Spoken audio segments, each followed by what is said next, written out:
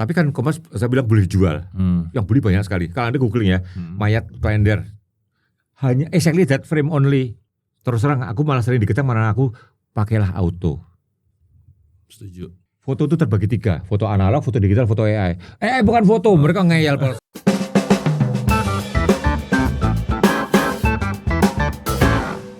Jumpa lagi di JKTV TV, jumpa lagi di Tech Podcast. Dan kali ini saya bersama mentor saya, suhu saya.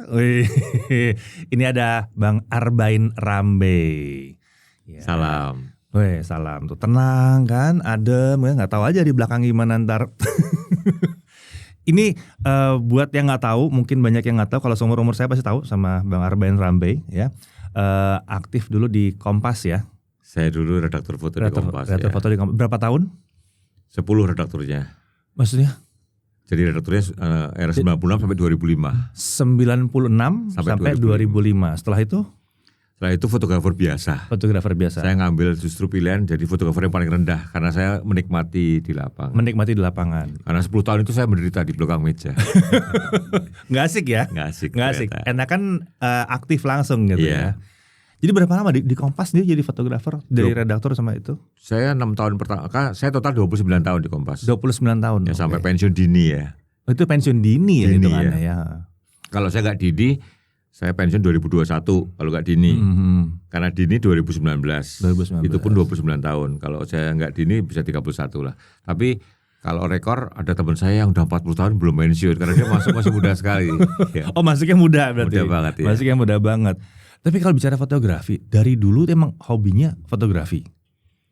Saya itu senang fotografi tapi nggak tahu bahwa saya senang fotografi ya. Gitu? Saya masuk Kompas pun wartawan tulis. Oh gitu. Setelah melihat kerjaan foto saya baru tertarik pindah foto.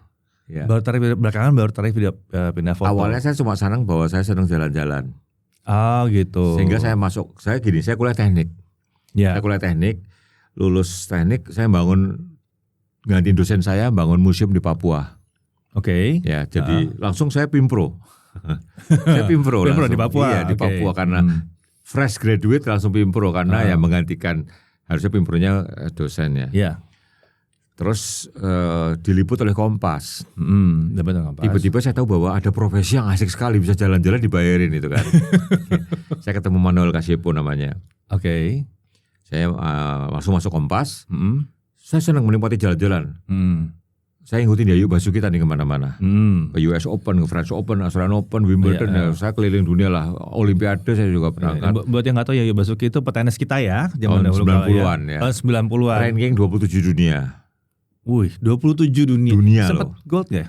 Enggak ya? Kalau Ote masuk Olimpiade ya? Dia masuk Olimpiade tapi langkahnya nggak jauh.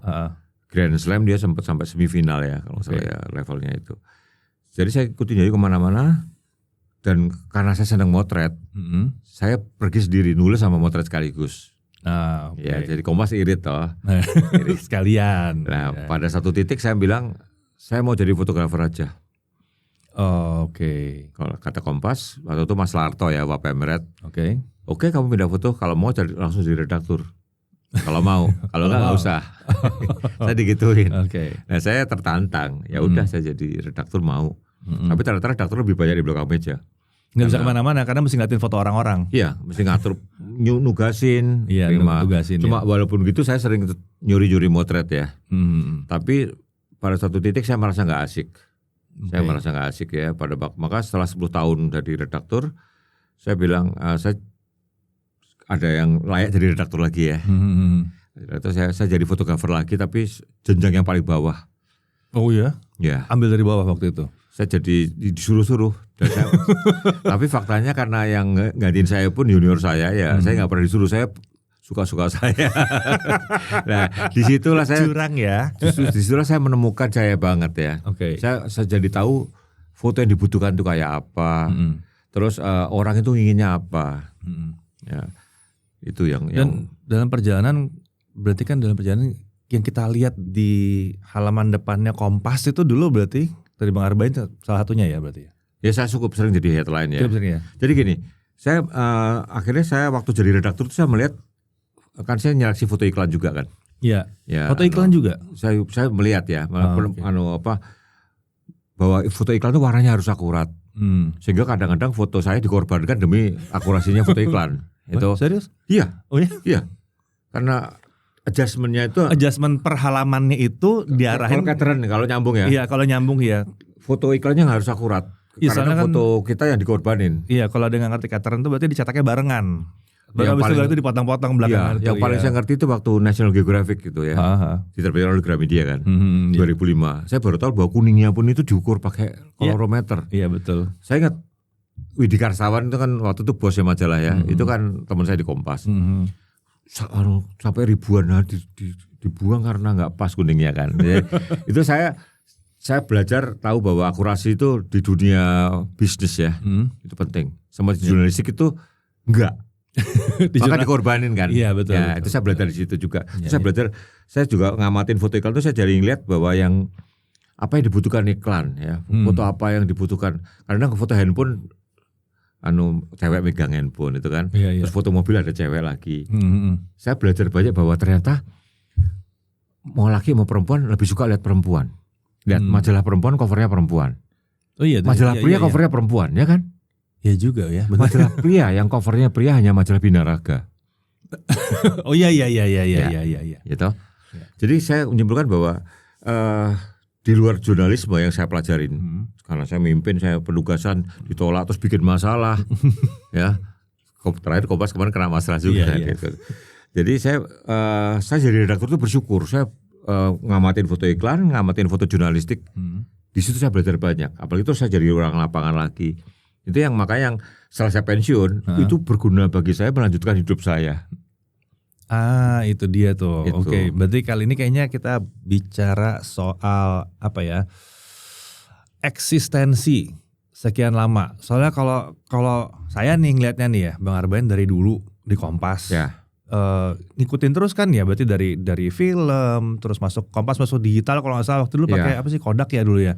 Sempat pakai Kodak duluan. Kodak duluan ya. Itu pun unik belinya. Jadi Kompas itu dari tahun 91 ditawari Kodak untuk ganti digital. Tahun 91. 91. Ya. Harganya 100 juta. Dolar 2000. Pada masa itu. Dolar 2000 ya. Dolar 2000. 1 megapiksel.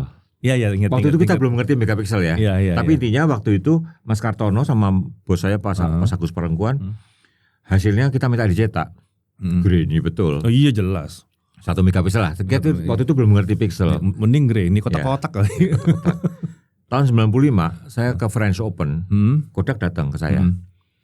Ayo Arbain Rambe from Kompas. Give it to your boss. Saya dikasih suruh nyoba motret. Saya motret Gabriel Sabatini waktu itu. Gabriel Sabatini. Iya, pakai lalat saya ingat betul ya. Iya, Terus iya. sama dia dikasih di print 10R. Nggak ada staffigraphnya sekalian. Dari folio. Enggak, saya cuma kasih 1 frame. Oh, cuma 1 frame doang. Motret 1 event ya. Oke. Kita 10R. Saya tunjukin ke bos saya. Bagus juga ya udah ya. 95 tuh. Udah mulai ya. Masih 1 megapiksel tuh. Masih, tapi udah rapi. Tapi udah layak koran lah.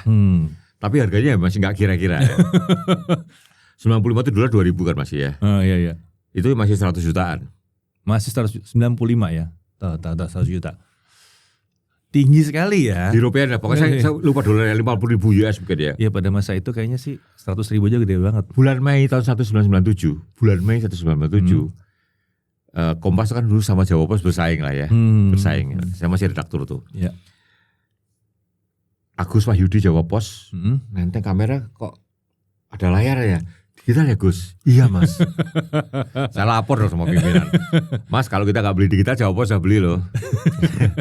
Untungnya apa digital? Ya kita udah nggak usah nyuci film, bisa langsung dipakai. Ya udah beli. Beli yang lebih mahal daripada punya Jawa Pos. Asik. Pokoknya punya Jawa Pos waktu itu 25 jutaan. Iya. Kompas beli yang saya ingat 48 juta harganya. $16.000 ya. Oke. $16.000 itu dolar waktu itu udah mulai naik ya. Pokoknya dolarnya 16.000. 97 kan? 97. Baru mulai naik tuh pelan-pelan. Kompas bayar Oktober 97 tuh. Wah, lolos tuh. 16.000. Pokoknya saya ingat rupiahnya 48 juta sekian. Iya. 16 dolarnya 16 ribuan waktu itu ya. Pakailah 1,2 megapiksel. 1,2. Kodak itu. Kodak. DCS. Kodak bodinya Nikon. Nah, oh, yang itu yang bodinya Nikon itu Kodak yang DCS. Jadi, nambah bawahnya itu ya? Iya. Oh, oke ya, tahu. Nah, gambarnya ada nanti saya kasih. Nanti, oke. Jadi kameranya Kodak, yang bikin sistemnya Kodak. Iya, Tapi iya. Kodak karena belum bikin body, jadi tanya sama Kompas, lu mau body Nikon atau body Canon? Iya, dia punya 2 waktu itu. Iya. Iya. Kompas karena pada masa itu Nikon lah. Iya.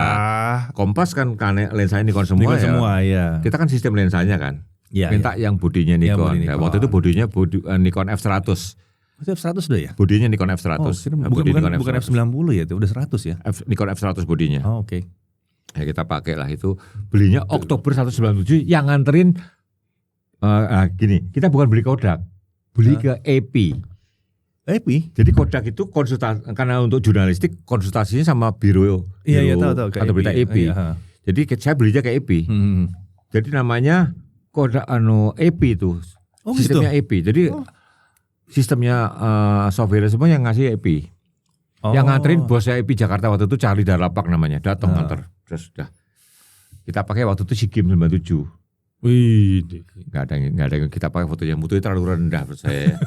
Kita pakai film, masih keburu. Iya. Masih keburu. Nah, foto dari kamera digital pertama itu benar-benar kepake, itu saya ingat 4 Oktober 1999. 2 tahun kemudian. I remember tanggalnya karena saya betul nempel karena itu hampir jam 3 dini hari Amin Rais terpilih jadi ketua MPR. Oke. 4 Oktober 1999. Saya motret dari panggung, wartawan udah pulang semua, udah lewat deadline kan. Iya. Saya motret jebret, saya langsung lari, masih keluar di Kompas 4 Oktober pagi. Asik.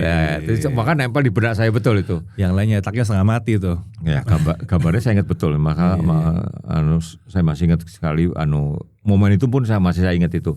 Itu cuma itu kepake. 99. 4 Oktober 1999. Amin Rais terpilih sebagai ketua MPR. Fotonya headline foto saya. Foto headline di depan. Iya. Jam 2 lebih itu, jam 2 dini hari lebih masih keluar di Kompas besoknya.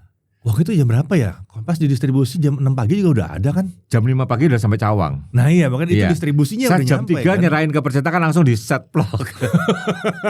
Jadi judul bolong gitu ya. Di depan bolong tinggal nunggu foto doang ya. Iya.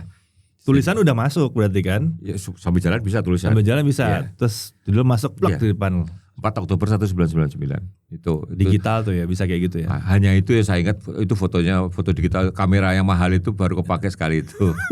Nah tapi karena saya mempelajari sistemnya macam-macam, saya menguasai sekali apa itu foto digital, apa itu resolusi. Saya Oh iya, kalau sudah merasakan sejak awal dan ngikutin terus kan, itu ngikutin terus kan sampai ini. Makanya waktu saya dipindah ke Kepala Biro Medan tahun 2000, saya dibekali kamera film loh. Serius? Ya, karena waktu itu Nikon D1.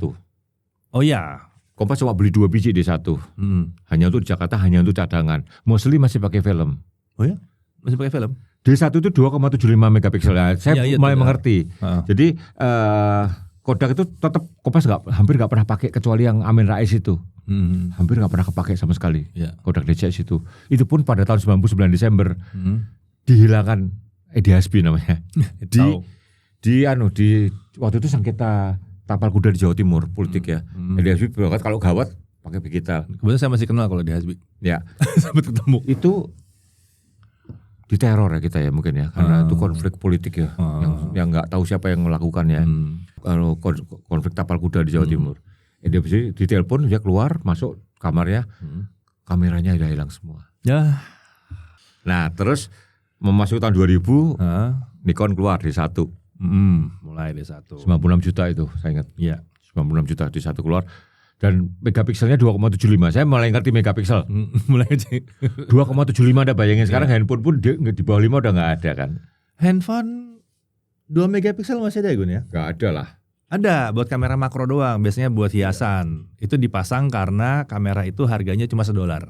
Oke.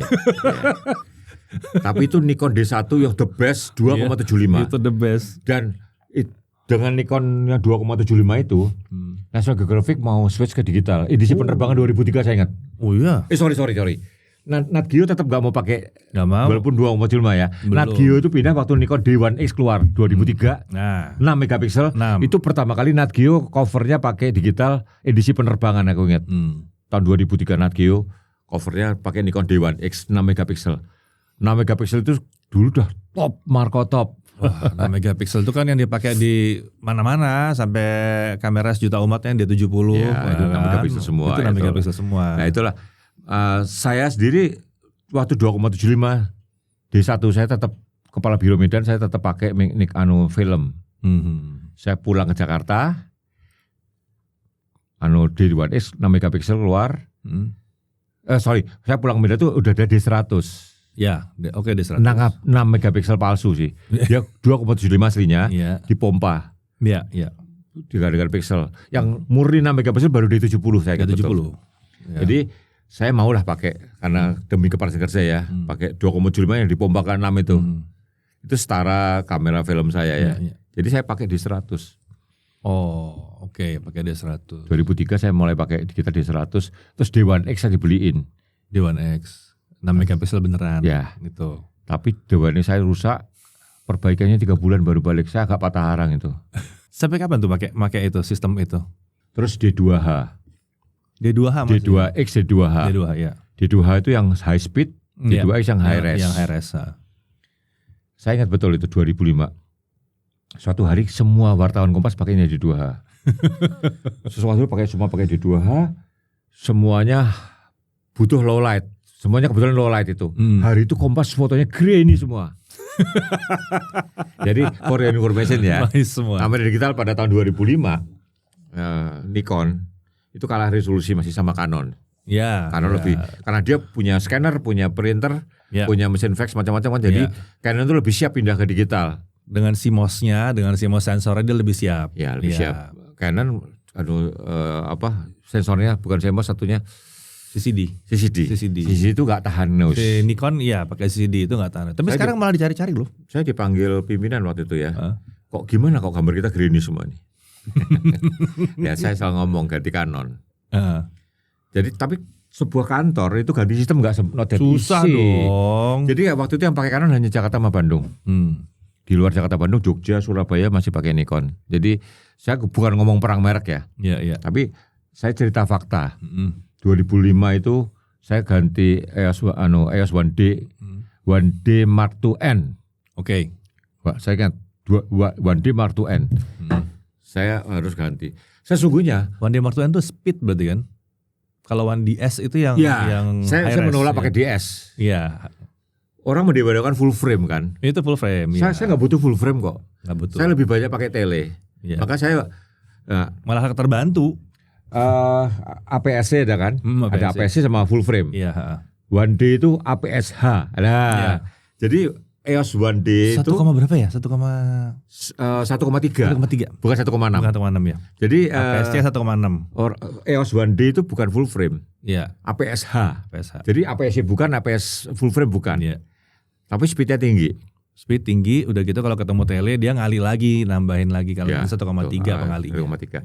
Jadi by the way ya, kalau kalian mau tahu ini Nikon sama Canon pada masa itu kayak kalau sekarang apa ya?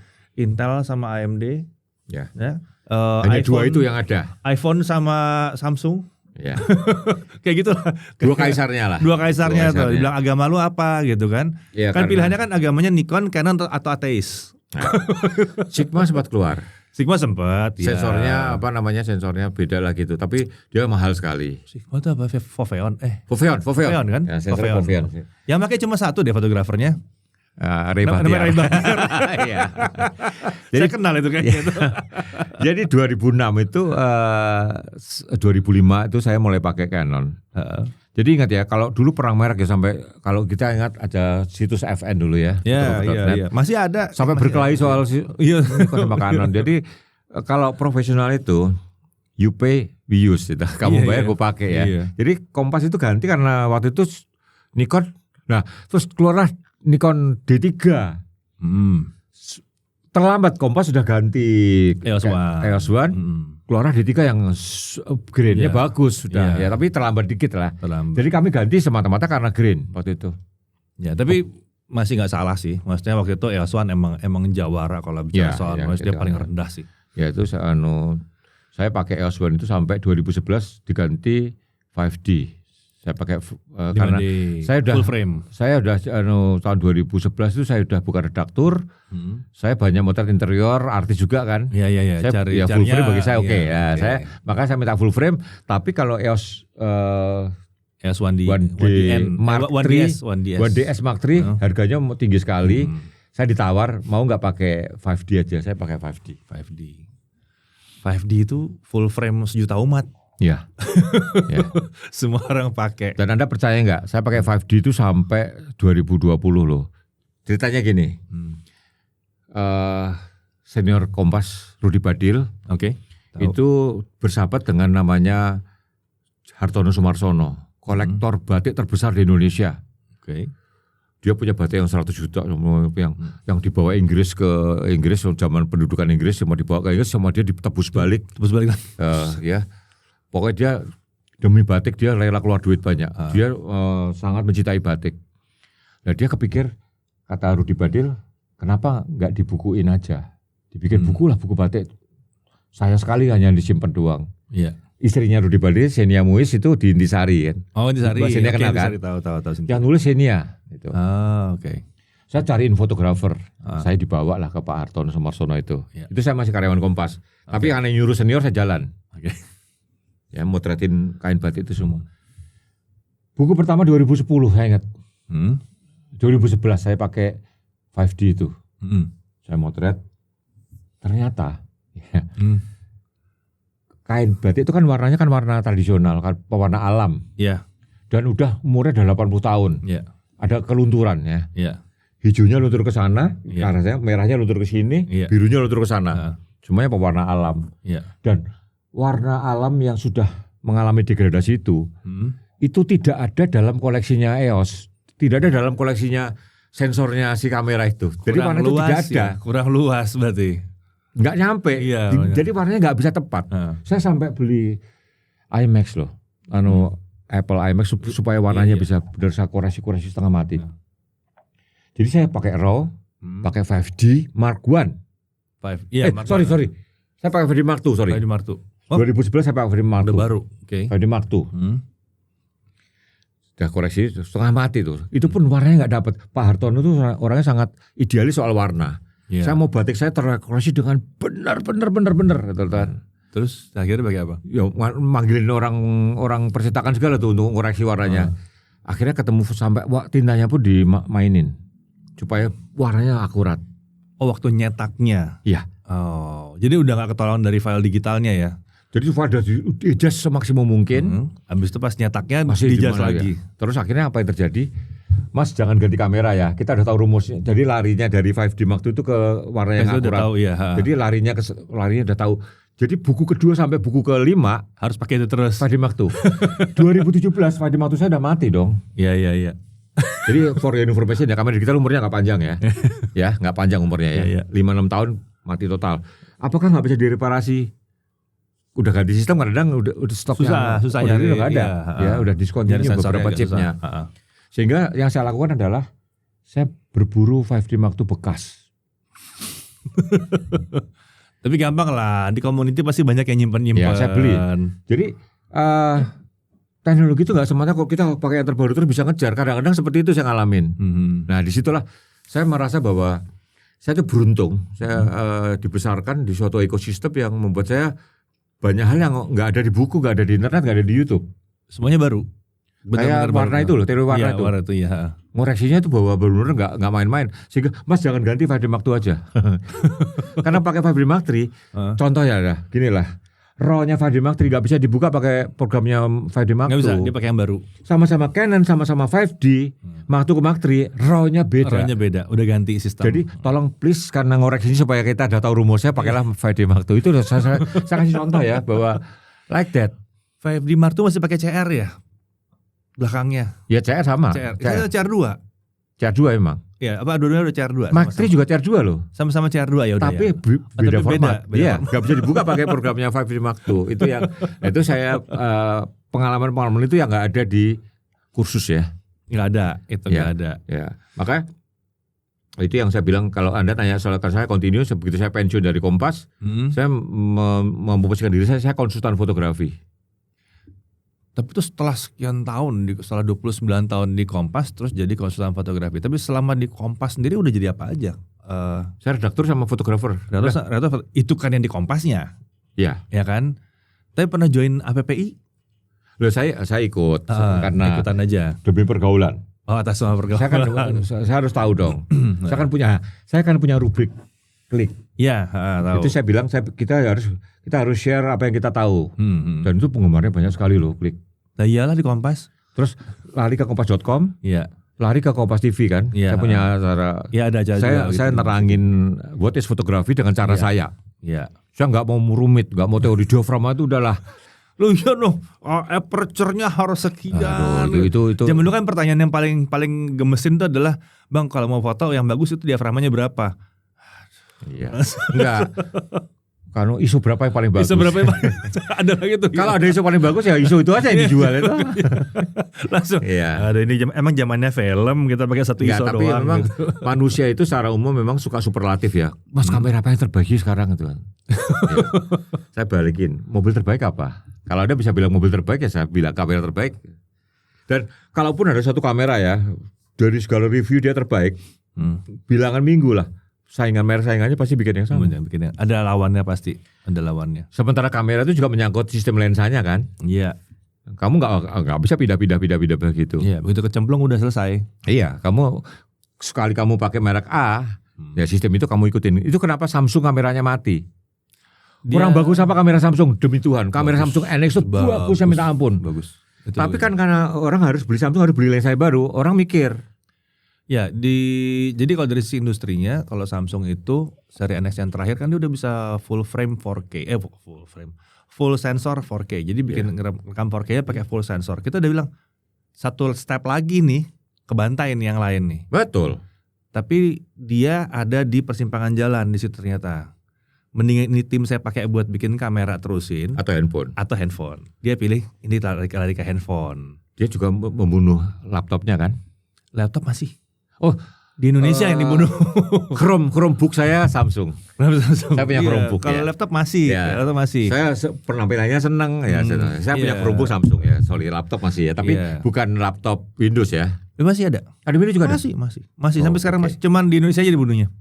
Cuma di Indonesia doang mati. Oh, di luar negeri ada masih, ya? Masih. Itu masih banyak, Galaxy Book tuh masih banyak yang minta. Kalau kamera Samsung memang worldwide udah nggak ada kan? Udah selesai. Yang itu terakhir udah. Saya punya beberapa kamera Samsung loh. Saya punya beberapa dan beberapa masih hidup. Mesti minta bawain tuh barang-barang aneh itu.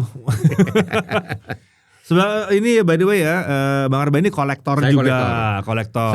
Jadi semua kamera-kamera gini ya, waktu saya redaktur foto di Kompas, merek-merek itu kan ngasih untuk di review ya. Iya. Setelah di review itu kadang-kadang nggak diminta. Nah, saya pikir bodoh banget kalau saya balikin ya.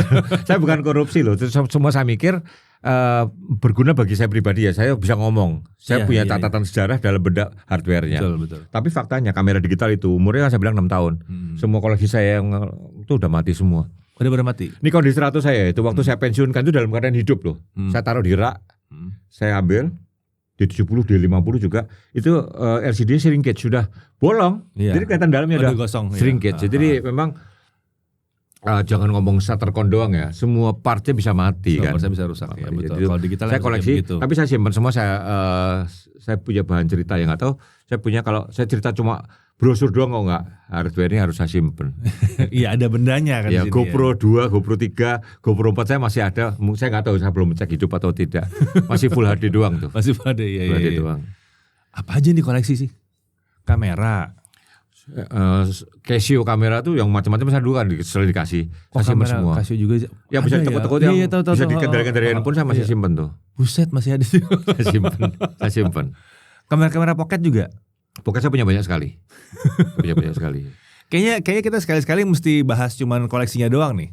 Ya tapi udah mati yo. Nggak apa-apa. Kan bendanya yang penting. Saya bisa cerita juga seperti Canon pertamanya pakai autofocus itu ada mesin ditempelin di lensanya. Saya simpen tuh. Tahu ada. Saya simpen. Punya yang saya itu. Beli. Itu T-series kan? Ya T-series. T-series ya, kan? Mesinnya gelondongan yang begitu ya. Ya. Saya simpen, saya koleksi. EOS 5 belum digital ya, yang fokus yang lirik. Tahu yang dilirik ya? Ya saya simpen. Saya simpen. Masih hidup. A2 belum saya cek. A2S A2E kalau di Amerikanya namanya kan? Ya, itu di Indonesia namanya EOS 5. EOS 5. Iya. Pernah pakai soalnya dulu saya pernah pakai. Ya, itu keluarnya bareng 50 mili 1,0. Sorry itu saya ngetes beberapa teman saya yang juling, not work untuk orang juling. Jadi itu untuk orang matanya sempurna. Jadi kalau sekarang ada yang pakai kamera gitu, terus fokusnya, wah hebat nih, fokusnya bisa ngikutin mata. Tua, Udah lama itu ceritanya. Iya. 90-an itu. 90-an. Tapi saya penasaran ya. Saya beberapa teman saya yang matanya juling, not works untuk orang juling. Ya dia nggak bisa deteksi dengan baik. Iya, melenceng itu. Jangan-jangan punya EOS RT juga. Yang cerminnya nggak ngangkat, punya. Astaga, yang pakai pellicle mirror itu punya. Jadi makanya waktu Sony masuk ke digital toh, Sony masuk kamera digital, dia bilang dia istilahnya sendiri. Itu mirrorless. Dia bilang udah saya jual ke kamera sampai duit. Ya itunya ya. Dia sebenarnya mirrorless. Cuma dia bilang pakai lensa itu coba bilang kesannya DSLR. Oh, supaya dia bisa ada pantulan ke atasnya iya. Enggak. Oh, enggak deh. Full mirrorless itu. Dia cuma ngobrol mirrorless takut enggak laku. Zaman itu ya. Istilahnya Sony ada kok. Oke. Itu berapa? Alpha berapa? Ya Alpha itu sebelum dia masuk ke dia bikin Next. Iya. Dia bikin yang DSLR itu dibikin translucent. Dia bikin translucent. Saya bilang bohong, itu mirrorless. Dia cuma malu aja bilang mirrorless. Ya ada mirror sih, bener. LCD-nya gambarnya LCD kok. Juga, bukan gambar. Pemandangan LCD. Kalau yang EOS apa itu? EOS SRT itu benar-benar cermin. Iya, tapi tembus. Jadi kita benar-benar lihat pemandangan real, bukan gambar LCD. Tapi itu pun nggak diterusin ya? Ya karena tetap aja mengurangi. Nah itu ya benar ya. Jadi juga cuma saya doang yang ngomong ya. Jadi dulu pernah kan sekarang lagi rame tuh bicara soal under display kamera. Jadi kamera taruh di under display biar nggak kelihatan. Maksudnya gimana? Kamera taruh di under display, di under LCD. Oh. Di bawah LCD di atas demikian rupa patternnya. Jadi kameranya tetap bisa motret. Terus malah bilang ada banyak yang nanya. Bang, bagaimana perkembangannya kamera under display? Nggak bakal maju. Sehebat-hebatnya kamu bikin kamera under display, tetap lebih bagus kalau dia tidak under display. Dan buktinya di kamera profesional udah pernah ada EOS RT zaman dulu. Itu zaman film bahkan ya. Zaman film Jadi itu. Gini ya, zaman film tuh kalau kita motret waktu cerminnya ngangkat itu kan kita blank sejenak. Kita nggak bisa lihat. Nah itu suatu kelemahan ya. Kelemahan waktu fotografer sport. Waktu itu kan sport kita banget. Kehilangan beberapa, makanya cerminnya tidak ngangkat. Jadi kenapa ada cermin? Supaya kita bisa lihat dari kamera yang lensa yang sama. Through the lens, bisa lihat lewat lensa. Tetapi pada waktu motret mau nggak mau kan lensanya dirampas oleh film kan? Cerminnya ngangkat, gambarnya ke film itu. Makanya dikasih ide lah pellicle mirror itu. Jadi mirror dua arah gitu kan sebetulnya. September 2017 aku bilang bahwa mirrorless akan DSLR akan mati. Biasanya itu kan cacat kan? Ya itu. Kalau cerminnya cepat, suka pecah. Saya ngalamin FM2 tuh pecah cerminnya kan. FM2 bisa pecah cermin tuh gimana ceritanya? Pakai itu ya, pakai berondong terus pecah. FM2 pakai motor berarti? Iya. Pecah cermin, saya ngalamin itu. Jadi mirrorless DSLR itu cacatnya adalah ada cermin itu. Kalau video kan tetap diangkat toh. Waktu DSLR. Nah itu kalau cerminnya, kalau pegasnya kuat, suka pecah. Kalau pegasnya lemah, FPS-nya rendah. Nah itu maka mirrorless itu adalah solusi segalanya. September 2017 saya bilang, bentar lagi DSLR tamat, nggak ada unggul. Apalagi Sony ngeluarin seri 7 ya. 2013 kan dia A7 itu kan pertama 2013. Lupa saya kalau kita ke Singapura tuh 2014 kalau salah ya. 14 ya. A7 Mark II. A7 Mark II. Itu kan mirrorless. Orang nggak tahu bahwa itu mirrorless. Kenapa Sony membunuh DSLR ya? Karena DSLR itu nggak ada unggul-unggulnya. Maka saya bilang DSLR kan mati, usah dibully habis. Sebenarnya bully itu nggak tahu kalau A7 itu mirrorless, itu kan konyol. Kan soalnya mungkin gini kali ya, yang ngelihat display LCD itu ya pertama kali itu rasanya kok beda banget sama kalau ngelihat via Prisma itu beda gitu. Tapi sekarang orang udah biasa kan? Udah biasa sekarang. Biasa. Tapi emang dulu ya nggak dulu emang jelek sih. LCD itu jelek penampilan. Sekarang kan perfect banget. Sekarang bagus banget. Udah pakai OLED di dalam, udah high res, udah nggak ada patah-patah. Dan Maret 2018 foto Kina di Maret 2018 baru foto Kina ya. Emang masih ada foto Kina? Itu Maret terakhir kayaknya. Foto Kina terakhir. Maret 2018 itu waktu Lubis ngeluarin full frame itu kan Nikon sama kan ngeluarin seri R, Nikon seri Z. Saya bilang udah nggak akan bikin DSLR mereka. Itu saya bilang Maret 2018 itu adalah DSLR tamat di situ. Saya dibantah, DSLR gua itu kok masih ada jual. Masih ada yang jual kayak film. Tapi udah gak ada perkembangannya lagi. Udah gak ada orang gila yang mau nambahin cari kemampuan lebihnya dari film. Ya kalau mau dibilang masih hidup ya Polaroid juga masih ya hidup. Ya, tapi udah gak ada inovasi untuk ngembangin lagi gitu Cuma loh. tinggal Film masih hidup Om. Masih hidup, masih ada, bukan masih hidup. Masih ada. Hidup itu artinya masih ada yang ngembangin. Iya. Gak ada yang ngembangin film. Siapa orang gila ngembangin film? Nah, sekarang udah sampai ke global shutter. Wah, itu ngeri banget itu. Apa itu? Belum ngikutin yang global shutter. Global shutter? Yang baru. Apa itu? Semua sensor digital kan kayak slit sebetulnya, gitu kan. Ya. Global shutter kan begitu. Sistem shutter ya, sistem shutter. Saya nggak tahu namanya. Global shutter yang baru. Dulu rotating shutter kan yang bikin balik-balik jadi bengkok-bengkok segala. Cuma kalau di sensor digital itu tetap pakai slit sebetulnya. Ya. Makanya masih bisa ada melenggok gitu, masih bisa. Global shutter dibikin sama si Sony kan barusan kan. Jadi buka segede-gede gitu sensor full frame global shutter sekali. Ya. Jadi bukannya nggak ada slip yang jalan nggak itu. Ada slipnya lagi. Itu makanya belum roda mobil benjol segala dulu kan. Itu udah nggak pakai slip. Jadi si sensornya bisa karena untuk memproses semuanya dalam sekali tarik secara digital berat. Iya. Sekarang dia bilang bisa. Global shutter namanya. Kita bisa proses. Saya pernah tahu, sorry. Saya pernah. Ini barusan global shutter. Itu ngeri lagi.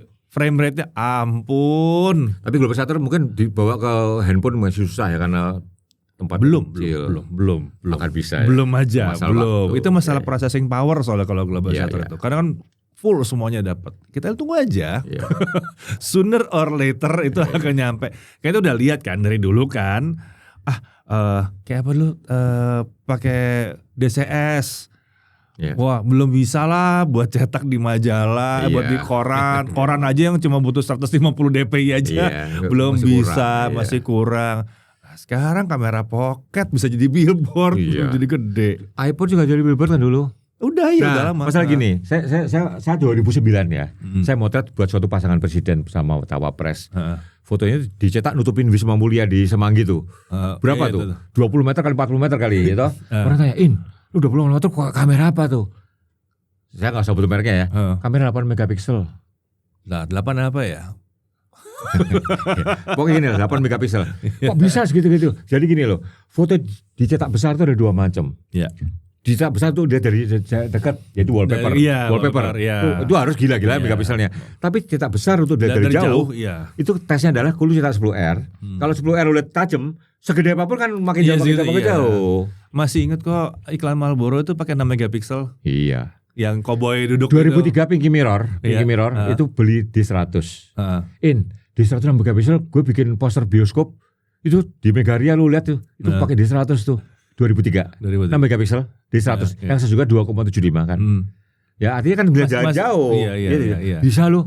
Ya bisa makanya jauh. Karena besar dicetak lihat dari jauh sama besar jarak dekat. Nah yang wallpaper ini yang susah nih. Wallpaper ya kalau wallpaper itu kan kita kadang-kadang nempel kan. Kalau majalah spread PR tuh.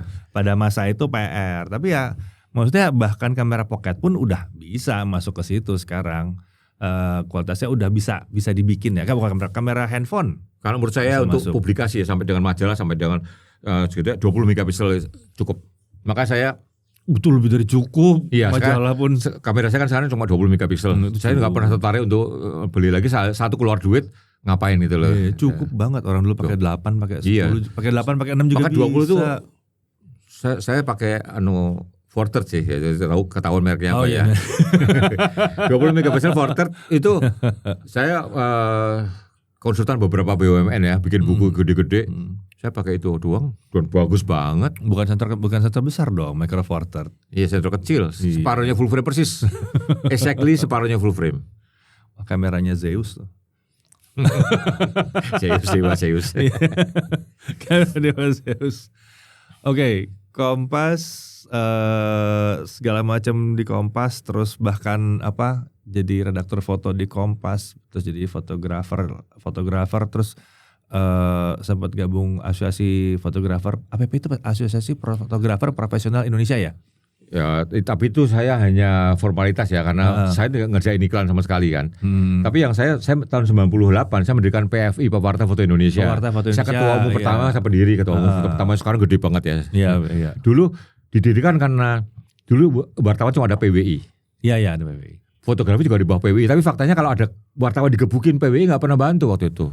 Oh gitu. Aslinya sampai kita bikin PFI karena itu. 98 kita berurusan kan fotografi digebukin.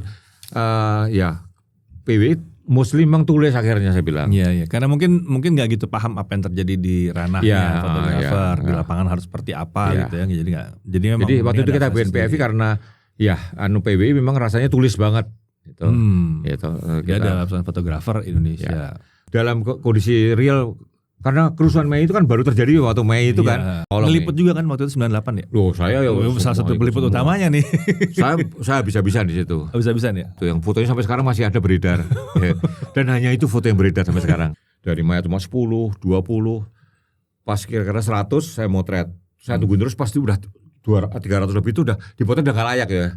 Jadi memang motret harus ada bukannya tepik, ada saat bahwa kamu harus berhenti. Itu yang saya belajar juga. Ada kelayakan untuk menceritakan bahwa itu banyak tapi bukan yang pantas nggak pantasnya sebuah foto ditampilkan itu kalau bisa foto mayat gitu kan.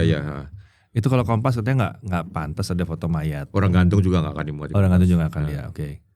Dilemanya adalah ini peristiwa harus dimuat ada fotonya. Tapi gimana supaya etis itu kan. Nah, etikanya mesti dipikirin waktu itu ya. Itu maka itu banyak hal seperti itu yang membutuhkan aku jadi konsultan penerbitan itu. Banyak orang yang nggak tahu itu loh. Apa aja sih yang nggak dilakuin? Yang dilakuin udah banyak banget berarti dari zaman dulu ya. Iya. Jadi konsultan penerbitan juga. Jadi itu loh tahun 98 itu mayat 300 itu saya motret berarti di 100 kira-kira. Oke. Yang dipakai ya. Itu pun saya sampai kantor. Saya pilih ini, lainnya simpen ya. Yang boleh keluar kalau orang beli hanya boleh frame ini. Oh oke. Tapi kan Kompas saya bilang boleh dijual. Yang beli banyak sekali. Kalau Anda googling ya, mayat kalender hanya exactly that frame only dan semuanya keluar color. Loh kok bisa? Ya karena jualnya color kan, orang beli color. Hitam putih di Kompas kan keputusan saya. Oh oke. Oh yang ini. Mana? Itu. My frame. Exactly itu yang dibuat di Kompas. Exactly hanya frame itu beredar. Anda Google setengah mati di Straits Times keluar hanya frame itu. Aku nggak tahu kenapa fotografer lain nggak ada yang punya foto yang beredar ya. Hanya fotoku itu dan exactly that frame. Hanya itu. Apapun itu bentuk fotonya adalah foto ini ditambahin apa, foto ini di crop berbeda, foto. Ya. Tapi konyolnya, aku kan pernah setelah aku pensiun mau tak ambilin semua file-fileku ya. Frame yang lain hilang semua loh. Serius?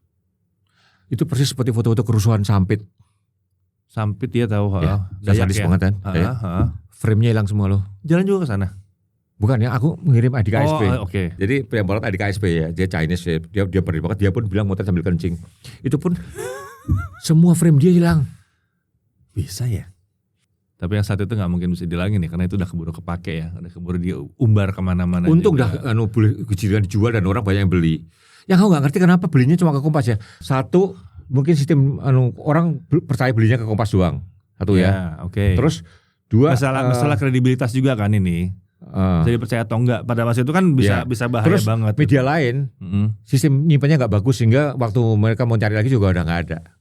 Tapi terlalu pendek waktunya sih sebetulnya. Ya mungkin bisa kita gali ya. Iya. Kenapa Kompas semua foto yang lama-lama tetap bisa dilacak, koran lain nggak? Ya kan memang sistem dokumentasi. Itu menarik sih. Tapi itu ada sistem tersendiri berarti di Kompas ya kalau soal gitu. Mas J. Widodo yang bangun sistem itu dan kita harus hargai. J. Widodo masih tinggal di Jogja sekarang pensiunan. Tapi bicara tadi agak dark ya kita bahasnya ya. Coba kita jangan bahas yang terlalu gelap-gelap juga. Kalau bicara soal fotografi, masih ingat waktu itu siapa yang dibahas sama Bang Arbain waktu itu yang soal fotografi Mardi Lestari, yang motret Mardi Lestari, pelari. Aku motret juga Mardi Lestari. Iya, tapi kan katanya semua fotonya di finish line. Oh bukan, ceritanya nggak gitu. Gimana sih? Kita lari jadi gini. Tahun 93 PON di Jakarta itu. Iya. Ya toh. Kita penuh semangat anak muda yang mau di garis finish semua gini kan. Iya. Semua menghadap garis finish. Atlet DKI menang itu biasa kan. Iya. Tapi atlet daerah kan menang jarang. Iya. Juara 3 pun susah atlet daerah. Maka bonusnya daerah gede-gede. Ya, Mardi Lestari kan nasional. Ya kalau dia menang pun biasa cool kan. Benar. Ya kata atlet dari pedalaman mana gitu ya. Dari provinsi yang apalagi tahun 90-an ya. Itu kalau menang gubernurnya ngasih hadiah gila-gilaan toh. Juara 3 pun dari gila-gilaannya. Jadi kita semua menghadap garis finish, kita nungguin semua ini. Lalu masuk finish semua kira-kira. Ada satu atlet dari daerah itu, dia pemenang ketiga kira-kira kan. Dua gayanya kayak kita mengira dia juaranya kan. Karena kita nggak tahu mana yang lebih depan. Karena flat ya. Jadi justru pemenangnya kita nggak dapat. Yang lompat-lompat itu kita kira. Maka salah. Makanya kalau di Olimpiade lebih gampang. Gimana? Jadi orang sering nanya kan, atletik ataupun renang, kenapa yang menang selalu jalur tengah toh? Oh iya ya. Tengah. Kebanyakan tengah. Itu diatur sebetulnya. Iya, jagoannya di tengah biasanya. Kita nggak pernah diserangin soal itu loh. Oh iya. Jadi gini, dari hit itu kan penyisian ya. Yang paling bagus itu selalu taruh tengah. Jadi nanti pada waktu final, ya, pasti yang menang di tengah itu supaya di TV bagus, di foto bagus. Walaupun pernah juga kejadian yang tengahnya kalah, pernah juga tapi jarang. Tapi mostly tengah. Makanya sampai ada bilang, tuh perenang curang tuh taruh tengah menang, yang pinggir bisa protes dong. Yang lu bisa. Di hit lo harus bagus supaya ditaruh tengah kan. Nah waktu itu yang menang tuh Bang Man di pinggir, kita gagal gitu. Di pinggir. Dan terus terang fotografer olahraga nggak pernah di training soal itu loh, soal teknis itu loh, bahwa ditaruh di tengah. Mas Kator bilang, ya lu kalau nggak di tengah kenapa lu potret gitu loh. Ya kita nggak tahu itu. Jadi banyak hal ya, artinya gini, banyak ilmu-ilmu fotografi yang nggak pernah diajarkan. Langsung suruh kerja. Ya contoh itu bawa renang sama anu tuh, lu kalau nggak di tengah itu bukan juaranya pasti gitu loh. Mostly. Iya ya. Jadi biasanya kalau dia udah mungkin tahun itu dia yang lagi naik gitu kan, itu taruhnya tengah biasanya. Umumnya bukan dari hit. Semua yang terbaik itu tengah. Iya, hitnya yang betul-betul taruhnya tengah. Jadi kalau dia memang lagi bagus, dia akan angkanya bagus. Tapi bukan berarti itu pas di final bisa ada perkecualian. Dia bisa tiba-tiba dia. Kita mengira itu perkecualian. Tapi kita benar-benar nggak tahu bahwa ada aturan itu, bahwa yang bagus-bagus pasti di tengah. Gitu. Nah, ini segitu aktifnya dari dulu, segitu banyaknya mulai dari Basuki, ya kan? Ya, Olimpiade aku 2 kali. Olimpiade, ngeliput Olimpiade. Grand Slam aku semua. Grand Slam. Bicara gadgetnya juga diajak juga, ya kan? Acara Nokia dulu ikutan nggak ya? Di 2013 Nokia 1020 kan aku di endorse Nokia. Widih. Ke Raja 4 1020. 2013. Saya belum apa-apa ya kira Raja 4 tuh luar biasa ya. Raja 4. Dia boleh bawa kamera. Hanya boleh bawa itu doang. 1020 doang, dan waktu 26 Desember launchingnya aku ingat 12 Desember 2013 itu digital segede multiplex utuh tuh ya. 40 megapiksel. 40 megapiksel kan emang dia 40 megapiksel. Jadi waktu itu aku sempat mulai malas pakai kamera setelah ada 10-20 itu. Oh, agak tertampar ya gitu sama itu ya. Agak merasa loh ini udah ada ini bisa dipegang di tangan gitu. Cuma ternyata gini loh. Fotografi not only megapixel. Iya. Satu reaksi, satu zoom. Handphone waktu itu kalau di zoom gerakannya edan, ya kan? Iya. Itu jadi saya sering ditanya gini, apakah kamera kalau handphone makin maju nanti suatu ketika menggantikan kamera, itu kan? Iya. Saya bilang emangnya kamera diem, ya kan? Iya. Handphone maju kamera juga maju. Jadi kalau gini, handphone sampai kapanpun nggak bisa gantiin kamera karena itu dua benda berbeda. Seperti sepeda motor sampai kapanpun nggak bisa gantiin mobil. Betul. Karena dua benda berbeda. Betul, iya. Jeep sampai kapanpun sedan sampai kapanpun nggak bisa gantiin Jeep. Iya betul. Karena memang dibuat untuk benda berbeda gitu loh. Iya kan? Terlepas coba disamarkan dengan SUV tetap aja beda. Iya. Jeep kayak Jeep gitu. Sekarang anakku nggak mau pakai ROG karena handphone ada jamnya. Tidak semua jam bisa digantikan oleh handphone. Pirelli lihat jam di sini, dia nggak mungkin ambil handphone kan? Iya. Dia tetap harus lihat di tangannya gini. Makanya ini salah nih kalau Pirelli dialnya di dalam, jadi dia nggak usah muter. Iya betul juga. Ya nggak usah Pirelli lah. Lagi liputan bawa-bawa begini ngeliat jamnya begini lah. Iya. Memang lagi repot juga. Dan kalau notulen itu ROG di kanan dan dialnya di dalam, jadi dia lagi terus dia bisa lihat jam ini. Oh gitu? Iya. Notulen begitu? Iya. Pencatat steno saya. Oh itu sebabnya ada pengguna arloji jam di dalam. Iya. Karena dia Pirelli coba lihat, semua dialnya di dalam. Dia kan bisa lihat. Iya. Oke. Nice to know. Cuma sekarang ada jam katanya kacamata yang ada jam masuk di sini, jadi dia ngelirik dikit itu. Bisa, cuma masalah baterainya sih. Ada. Di helm juga. Kalau di helm sih masih masuk akal karena bisa ada baterainya. Ada di sini ya. Udah langsung tahu aja keluar nongol terus gitu kayak apa?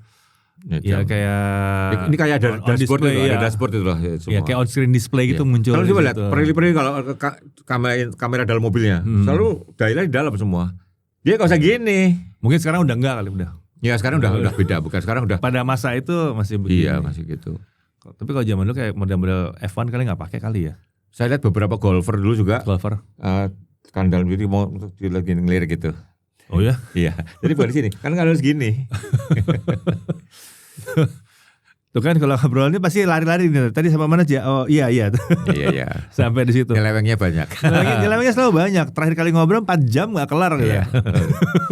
Begitulah jam. Oh jam segini. Oke, harus cabut kita. Ada sama balik fotografi aja. Kita bicara soal fotografinya aja. Ya kita udah. Hanya itu yang saya kuasai. Saya yakin saya kuasai. Kalau yang tadi. Yang lain saya nggak kuasai sebetulnya. Kalau misalnya bicara fotografi ya udah termasuk salah satu. Ya, terserah ya mau terima atau nggak terima ya. Salah satu masternya di Indonesia sebetulnya sekarang itu Bang Arbain. Udah terima, dia suruh terima aja. Ya, salah satu yang menguasai lah, saya bilang gitu. Salah satu yang paling lama untuk berkecimpung di dunia fotografi dan sebetulnya profesional jatuhnya ya. Saya merasa lebihnya adalah saya mengamati baik-baik dan saya nyimpen artefaknya, saya tahu ceritanya semua gitu loh. Jadi saya nggak cuma menjalankan juga. Saya nggak cuma fotografer. Makanya saya bilang saya konsultan karena saya mempelajari semua tiap kamera pindahnya kemanapun, sistemnya kenapa bagaimana saya ikutin.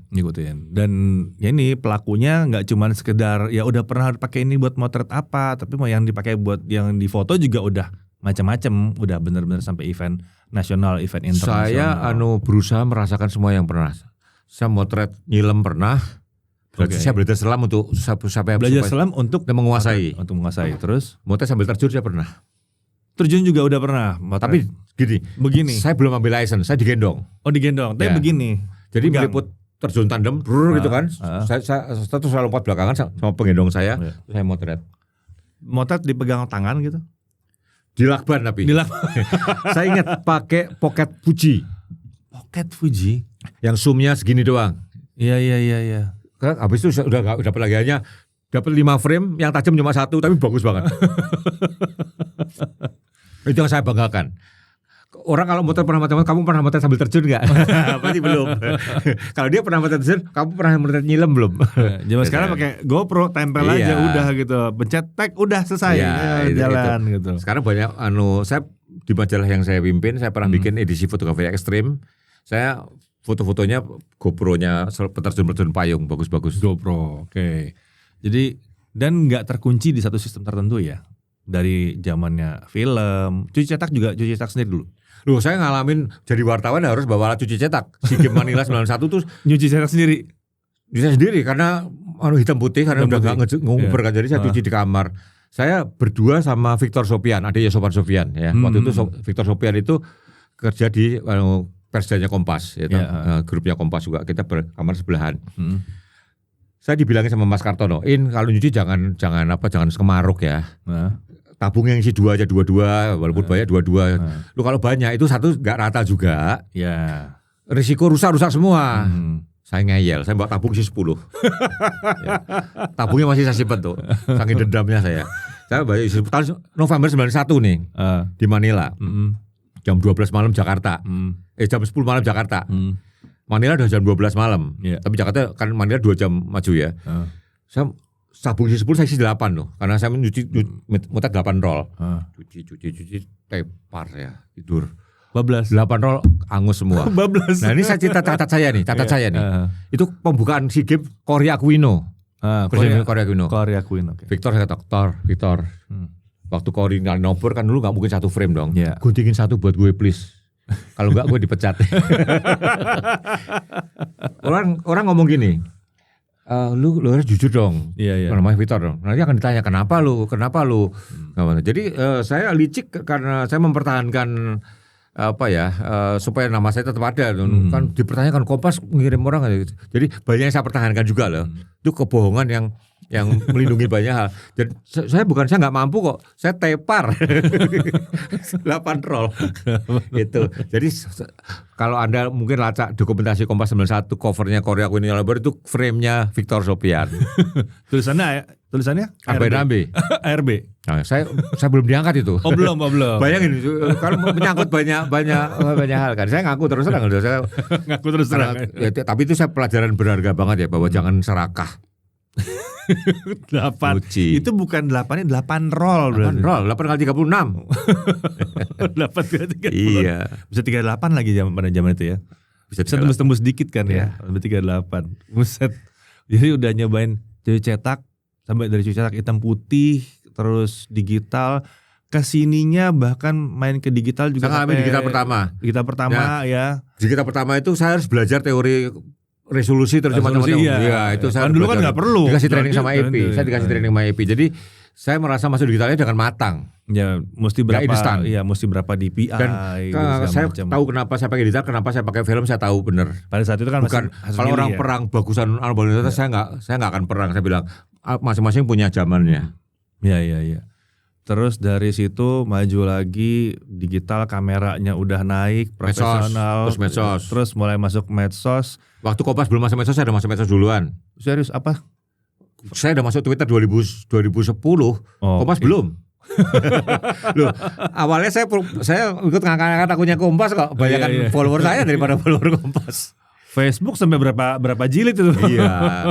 Akhirnya kan jadi masalah, saya kena blok ya sama Facebook. Akhirnya sama Facebook saya cuma dikasih sisa 2 akun. Sisa 2 akun doang ya. Lu sampai 5 ya kalau salah. 5.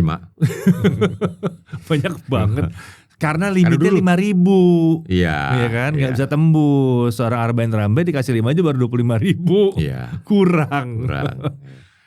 Kenapa dulu kayak gitu ya? Kenapa di loss kalau kayak sekarang kan bebas loss gitu. Ada inget PAT gak? PATH PAT. Apa ya? PAT ya, tahu. Itu juga kecil tuh. Itu 500 ya. Itu lebih parah lagi tuh. Iya. Dipaksain mati lah malah. PAT-nya yang sempat mati. dibeli Bakri loh PAT itu. Oh, sempat ya? Iya. Sempat dibeli Bakri. Sosial media ngikutin juga. Bicara kamera digital ngikutin semuanya. Terus main ke Pocket. Tapi saya nggak mau memonetize ya. Jadi gini, kenapa YouTube saya nggak saya monetize? Dimonetize itu nggak gampang loh. Anda harus punya komitmen terus. Wah itu saya capek. Itu ada komitmen. Saya nggak peduli. Saya nggak seneng. Saya nggak pikir cari uang dari situ lah. Saya cari uang dari sisi lain. Jadi konsultan fotografi itu. Saya dari konten saya nggak berpikir. Saya benar-benar nggak pernah berpikir. Kadang-kadang saya ada lulusan saya naikin, banyak yang marah. Ini kan kontennya loh. Ya udah aku delete aja. Wong saya yang berpikir kenapa nggak mikirin konten? Karena capek. Untuk bisa dimonetize harus konsisten loh. Tahu. Oh ya. Gila bener tuh, berat tuh. Terus dari situ GoPro bahkan drone juga dimainin. Saya ikutin. Drone juga main kan? Punya berapa drone sekarang? Kemarin saya baru jual Phantom 4 sama Phantom 4 Obsidian 4 Pro. Mini saya koleksi semua. Mavic 1. Nah, saya dulu mulai dari Mavic 1. Dulu Phantom 1 saya mulai dari Phantom 1 2012 ya. Phantom 1, Phantom 2, Phantom 3. Phantom 3 masih saya simpan karena dijual enggak ada harganya. Jadi mending saya simpan ya. Phantom 4 sama itu masih harganya masih tinggi, saya jual. Inspire saya beli. Inspire juga, oke. Inspire gede. Wah, tuh di pesawat di bagasin nggak rela, dibawa masuk dimarahin pramugari. Inspire to Usain. Terus jadi awalnya gini, saya beli Mavic One. Itu menurut saya produk paripurna itu. Saya bayangin kalau nggak pernah maju lagi pun udah cukup banget ya. Karena saya nggak neko-neko. Kadang-kadang buat buku industrial ya, motret suatu kilang minyak. Mavic One cukup banget. Zaman dulu kilang minyak harus pakai helikopter. Ya. Dari atas. Saya motret pembangkit tenaga panas buminya PLN di puncak Gunung Halimun, di Gunung Salak. Bagus, pakai drone. Pakai Mavic One. Terus suatu ketika pada 2018 2019 ya, Mavic 2 keluar. Itu baterai Mavic One lagi waktu itu belum ada bisa ganti sel. Sehingga kalau udah gembung ya harus beli. Ya toh. Saya mau terbang nggak bisa nih, baterainya udah rusak semua. Beberapa teman saya yang jual ganti Mavic 2 saya beliin. Saya asumsi baterainya saya pakai, drone-nya buat kanibalan gitu lah. Akhirnya sampai punya 7 biji. Tuh kan apa juga di fotografi di terus saya beli, saya koleksi. Nah terus beberapa mulai saya jualin ya karena terus saya beli. Nah, Mini saya mulai beli. Mini asik juga buat acara keluarga ya. Mini 1 hanya 2,6 megapiksel kan. 2,6p bukan 4K, 2,6K. Terus Mavic 2 keluar, Mini 2 keluar udah 4K. Udah. Saya lebih banyak pakai itu kan. Saya enggak butuh tinggi-tinggi kan. Mini 2 tuh, tapi enggak bisa vertikal kan. Oh iya. Ya enggak bisa vertikal fotonya. Enggak bisa hanya bisa gini. Mini 3 keluar. Waduh, saya beli itu. Beli. Terus Mini 4 lebih bagus lagi, saya beli lagi. Jadi Mini saya punya koleksi komplit ya. Nah, kalau Mavic One saya cuma punya yang abu-abu. punya 6, satu yang emas, yang platinum. Warnanya emas. Ada ya? Ya. Paling banyak khusus. Oke. Jadi kalau yang lain itu kalau begitu di onin langsung muter. Kalau yang platinum itu ngegol dulu. Lucu ya, ngegol dulu ya. Ada yang Alpine. Putih susu. Ustaz, apa yang nggak dibeli nih? Apa yang nggak dikoleksi nih? Uang saya nggak punya. Jadi saya Alpine baru dapat minggu lalu. Biawiarta Alpine. Dia mau pakai Mini 4 atau Mavic 3 nggak tahu. Saya beli murah. Ya udah saya beli saja karena punya. Kemarin saya posting tuh, emas, putih, hitam. Tapi yang andalan saya justru yang abu-abu. Yang basic. Kakinya udah patah-patah, udah ditambal-tambal. Tapi akurasinya paling bagus. Akurasinya paling bagus ya. Nggak tahu, dan saya paling serak sama dia. Lucu ya, semua dicobain fotografinya, sosial media semua diikutin, fotografi semua dicobain. Terus ya masih ngajar? Ngajar masih? Saya pensiun dari UI sama dari UMN 2019. Saya pensiun di Kompas, saya pensiun semua sekalian. Oh gitu. Ya. Jadi udah nggak ngajar lagi. Ngajar tuh nggak enak loh. Saya dapat hari Selasa ya. Saya lagi pergi kemana-mana, tiba-tiba Senin harus pulang karena Selasa ngajar kan. Iya. Terikat banget itu loh. Jadi toh ada orang lain bisa ngajar. Jadi saya mikir saya bisa ngajar dengan cara lain. Sekarang saya masih ngajar. Nanti tanggal 30 saya berangkat ngajar di Samarinda. Kemarin saya ngajar online sebuah bank BUMN. Tapi bukan ini berarti yang ngajar itu bukan dalam arti kata yang jadi dosen kuliah gitu jadinya ya. Jadinya formal dulu. Tapi kalau dulu ya tutor. Kalau dulu ngajar resmi ya. Di UI saya dari 2011 sampai 2018. Dosen juga gitu kan. Ya. UPH dulu UPH juga ya. 4 tahun. 4 tahun di UPH ya, terus UMN bikin kampus, saya berhenti, saya full di UMN. UI minta, nah UI itu unikus kasusnya UI. Saya sarjana teknik ITB, dosen FISIP UI, itu yang saya banggain. Di teman-teman saya di teknik sipil ITB ya, kalau mereka banggain bikin proyek apa, aku dosen FISIP UI loh. Di ITB sendiri nggak pernah ngajar? Saya untuk nilai teknik sipil saya rendah sekali Pak. Ada satu mata kuliah ya, sorry saya buka-bukaan ya. Dosen saya ini saya dulu ahli komputer. Cukup menguasai komputer, sistem. Dosen saya itu komputernya stuck. Dia lagi ngerjain proyek besar. Jam 4 pagi saya dipanggil, saya benerin di kantornya. Jalan lagi. Terus dia ngomong sama saya, "Kamu mata kuliah saya ada yang belum lulus enggak?" "Ada satu Pak." Waktu mata kuliah sekali. Itu orang ngambil sekali lulus cuma saya. Ya karena tapi C. Yang penting lulus dulu. Tapi kalau saya boleh saya anjurkan, kamu jangan pernah kerja teknik sipil. Ya, kamu katanya jiwanya nggak di situ. Ya udah. Itu mata kuliah apa ya? Pelacangkang. Plate and shells. Susah banget itu. Plate and itu komputasinya tinggi sekali. Iya. Plate and shells. Luar biasa. Nah, ini kayaknya ya dari dulu berkiprah berarti 30 tahun ada? Saya mulai memotret profesional 1988 di Asmat. Itu profesional, ya kan? 888 di Asmat. Berarti sekarang udah berapa tahun tuh? 12 sampai 24, 36. 36 tahun. Kayaknya masih seru-seru aja sampai sekarang. Masih terus ada yang dieksplor lagi, ada yang dieksplor lagi. Saya selalu ngomong sama anak saya, kamu kalau cari kalau kuliah ataupun kerja, cari yang kamu seneng. Jangan lihat duitnya gede. Duit itu bisa jadi nggak ada artinya kalau kamu nggak seneng. Jadi stres. Dan kayaknya kalau diikutin duitnya ada juga ya. Berarti kamu nyesel dong, nyesel kuliah teknik sipil. Saya dulu terus terang kuliah nggak tahu jurusan apa loh. Karena bapak saya teknik sipil, kata ibu saya ikut teknik sipil aja. Itu klasik banget zaman dulu ya. Iya. Jadi ibu saya cuma tahu gelar coba ya, sarjana hukum, dokter atau insinyur. Ya 3 itu. Saya dokter jelas nggak suka itu. Saya jijian orangnya ya. Terus sarjana hukum saya nggak seneng. Apalan. Udah teknik sipil aja. Dan saya baru tahu bahwa insinyur itu nggak cuma sipil, insinyur fisika ada, insinyur elektro ada itu. Iya. Tapi saya udah terlanjur ngomong teknik sipil, saya masuk teknik sipil. Saya dulu cuma tes Unpar teknik sipil, ITB teknik sipil udah ketemu dua-duanya. Oh dapat dua-duanya. Ya, tapi Unpar karena mahal ya saya ambil. Ya ambil ITB-nya lah. Saya dulu kuliah 1 semester cuma 16.000. Satu semester 16.000. Kos saya udah pakai makan 26.000 tahun 80 ya. Itu udah pakai makan. Ya, 26.000. Sorry, 26.000 tuh kos plus nasi. Kos plus nasi. Nasi all the time. Oh, jadi ada nasinya, tinggal cari lauk. Lauknya lu beli sendiri, rantangan atau apa terserah. Iya, kepepet, garam. Iya, Indomie. Indomie. Iya. Jadi saya kuliah teknik sipil itu pun saya nggak tahu harus jadi apa. Terus terang ya, saya lulus teknik sipil kerja di Papua itu kan ganti dosen saya kan, ganti dosen saya.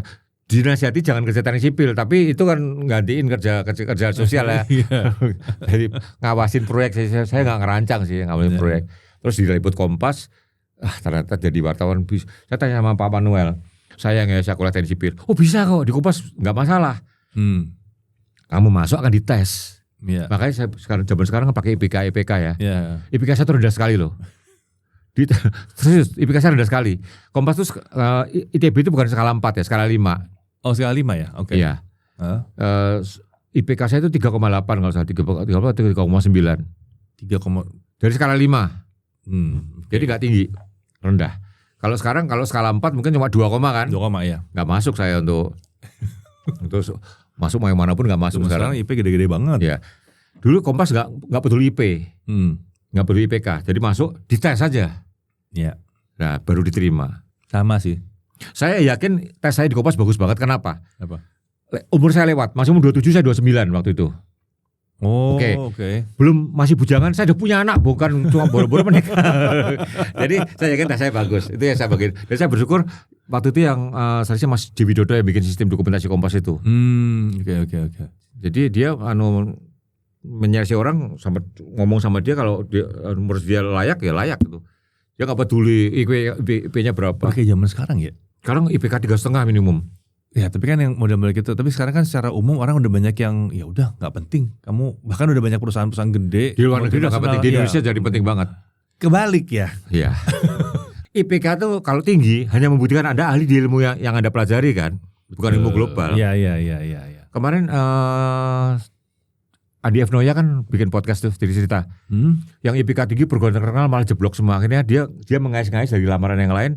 Akhirnya yang mutiara tersiman itu perguruan tingginya nggak terlalu ketop, IPK-nya nggak tinggi-tinggi amat, malah menurut saya luar biasa. Bagus. Ya, karena gini, sekolahnya apa nih untuk bidang apa kan? Nah itu, itu ya nggak nyambung. Jadi nyari bidang itu yang disukai. Gitu. Ya. Itu yang bikin. Jadi saya sekarang, IPK saya teknik sipil saya rendah. Tapi mungkin IPK kalau ada ngetes jurnalisme mungkin saya tinggi karena kemampuan itu plus minat kan. Ya harus plus minat. Kamu punya skill tinggi, IQ tinggi, kalau kamu nggak minat kamu nggak akan jeblok. Betul juga. Dan saya baru menyadari bahwa minat saya di fotografi itu belakangan. Telat ya. 6 tahun saya masuk Kompas loh malah. 6 tahun. Oh iya betul. Tahun ke-6 saya baru memutuskan rasanya saya fotografi. Dan saya mencintai betul kerjaan itu. Iya. Jadi tahun 91 itu saya masih wartawan tulis. 91 masih wartawan tulis. Kompas tim SEA Games. Ya. Saya nggak dikirim sama si anak baru, belum diangkat. Terus Kartono Riyadi redaktur fotonya tanya, Arbain berangkat nggak? Nggak, kalau itu Arbain dikirim desk foto. Jadi tahun 91 itu saya wartawan tulis dikirim desk foto. Oh oke. Disuruh foto juga sekalian. Desk foto yang ngirim ya. Ya. Yang berangkat saya desk foto. Tahun sebelum buat Asian Games sama, saya jujurnya nggak dikirim. Yang berangkatin desk foto juga. Yang berangkatin desk foto. Kalau yang berangkatin desk foto masih nulis juga. Tapi saya disuruh nulis.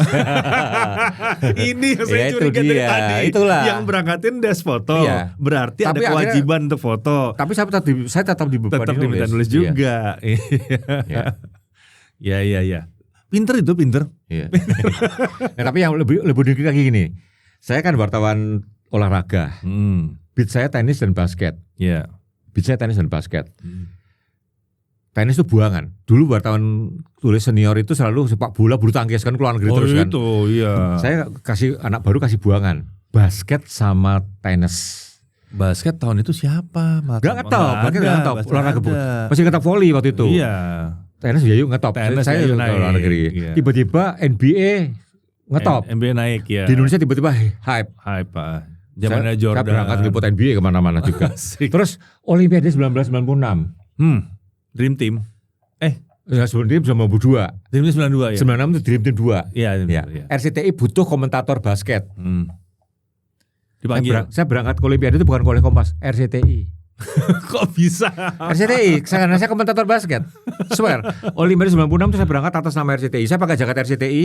Saya masih punya jaketnya, jaket RCTI biru. Logonya saya sama Ari Sudarsono ngomongin basket. Sama Aris Sudarsono. Saya sekamar sama Aris Sudarsono.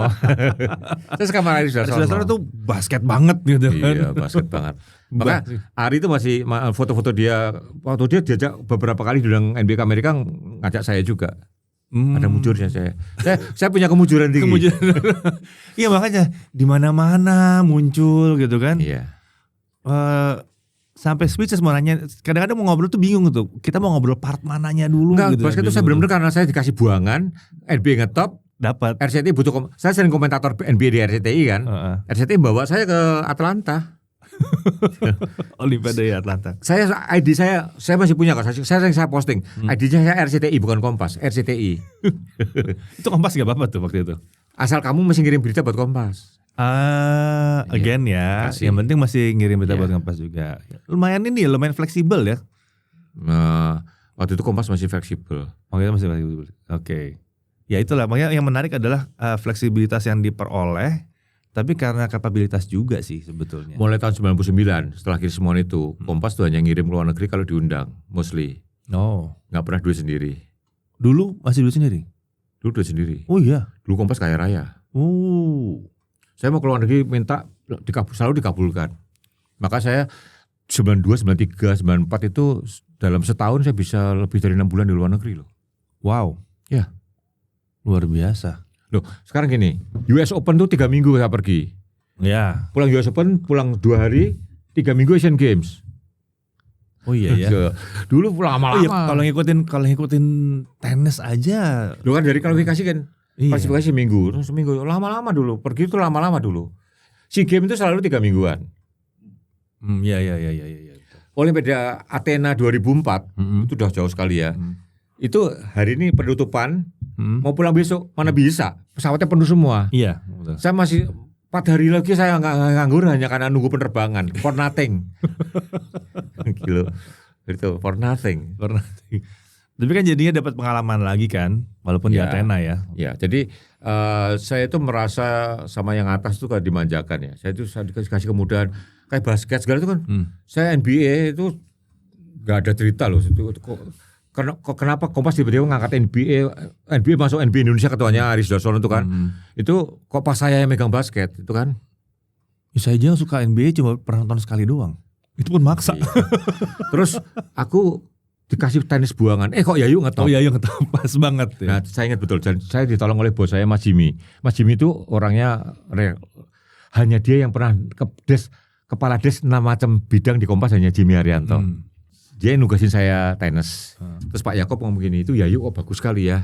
Yang biasa ngikutin Yayu siapa? Ada bapak namanya Arbain. Ikutin Yayu tanding ke luar negeri kemanapun. Yang berita Pak Yakob. Yang berita Pak Yakob mau ngomong apa lagi? Bagian keuangan Arbain ini kan belum diangkat 2 tahun. Diangkat 2 tahun baru boleh ke luar negeri. Yang nyuruh Pak Yakob loh katanya. Itu saya bilang saya muncul. Kalau JO bersabda sudah. Iya sudah selesai. Gak ada cerita bersabda, ya. gak ada cerita. Yang nyuruh Pak Yakob ya udah saya berangkat. Waduh, Pak Yakob ya masih ingat banget. Pak Yakob tuh, nah terus gini, Pak Yakob itu saya jadi redaktur itu juga mungkin ada perannya Pak Yakob. Oh ya? Tahun 1995 bulan Januari, saya ingat betul itu. Ada saya udah 4 tahun di Kompas, udah 5 tahun di Kompas. By the way, ntar dulu ini Pak Yakob Utama ini adalah salah satu pendirinya. Pendiri Kompas, ya. selain PK Oyong. Ya. Tahun 95 itu saya udah 5 tahun di Kompas, ketemu Pak Yakob di lift, ngobrol-ngobrol. Bung bagian apa? Aduh mati aku. Minder dong gila loh. Iya dong, yang punya. Dia gak tahu saya siapa. Dia sudah 5 tahun kerja sering ketemu gak tahu saya siapa. Itu bulan Januari 1995. April 1995. Nah itu rezeki juga. Apa tuh? Taktik Boom tahu? Kuis Taktik Boom. Tahu. Nah, itu tua banget gua. Tapi tahu. Jadi Yusuf yang bawain. Iya Dedi Yusuf ya. Jadi dia lagi mau edisi wartawan semua. Edisi wartawan, oke. Dipilih yang kepilih itu namanya Lis Maria. Lis Maria itu Warta Nova. Oke, Warta Nova. Tetapi waktu itu Lis lagi pacaran salah satu pengurus Taktik Boom. Ya pengurusnya bilang, Lis gak enak dong, lu kepilih nanti dikira kong kali kong. Lu cari pengganti dong wartawan yang temen lu yang wartawan. Enggak, Lis sebelumnya ngobrol sama aku. Ini gantiin aku mau gak Taktik Boom? Aku gantiin. Aku gak nyangka akan bisa menang. Menang ya waktu itu ya? Bukan baru menang 5 minggu aku menang terus. Jadi gini loh. Lis bilang, lu tadi bum syuting jaga-jaga kalau menang lagi bawa jas paling enggak 2 lah ya. Nah, jadi kan walaupun syutingnya nyambung terus, tapi kalau video kan jasnya ganti. Aku enggak punya jas, udah jas pinjem cuma 1. Menang. menang sampai 5 minggu dapat bum 2 kali lagi. Gede banget duitnya. Pak Yakob nonton. Terus wah Bung hebat ya, taktik bum ya, di rapat-rapat selalu nyebut Arba'in hebat berkali-kali disebut itu. Itu makanya waktu mungkin Arba'in ini baru 5 tahun jadi redaktor ditandatangan mungkin. Itu kan salah dari itu. Taktik bum aku redaktor tuh minimum 7,5. Aku baru 5 tahun jadi redaktor. Oh, redaktor 7,5 ya? 7,5 peraturannya. Jauh juga ya 7,5 ke 5 tahun mah lumayan 2,5 tahun. Mungkin Pak Yakob tantangan wah Arba'in yang menang itu. Disebut-sebut terus taktik bum. Kita wartawan kita hebat ya. Di rapat saya jadi malu ngomongin taktik bum. Aku menang itu taktik bum, dapat bum lagi. Tapi pada saat itu kan kenal Pak Yakob kan masih aktif berarti kan waktu itu ya, masih aktif. Soalnya saya tahunya pertama kali waktu itu kan turun ke majalah Chip waktu itu turun ke bawah. Ini tuh pagi-pagi baru begadang begadang abis deadline, baru bangun. Kenapa ya rasanya pengen bangun pagi deh. Gulung dulu tuh sleeping bag digulung, gitu udah rapi kan. Duduk, tiba-tiba pintu kebuka, jebret. Ini apa ya? Pertanyaannya begitu. Masuk ke dalam tempat majalah, ini apa ya? Waduh, kok ada yang nanya ini apa ya? Sebentar, ini Pak Yakob ya. Saya punya keberuntungan lagi sama Pak Yakob ya. Saya belum diangkat nih. Saya wartawan baru di Kompas nih.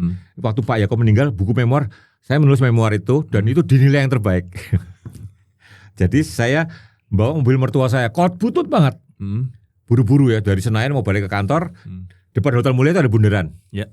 Dulu belum ada Hotel Mulia, itu markasnya wartawan di situ, Ciwo. Saya nikung buru-buru, tabrakan dengan sebuah sedan. Terus kita ke pos polisi yang di rel itu loh. Yang pojokan itu ya.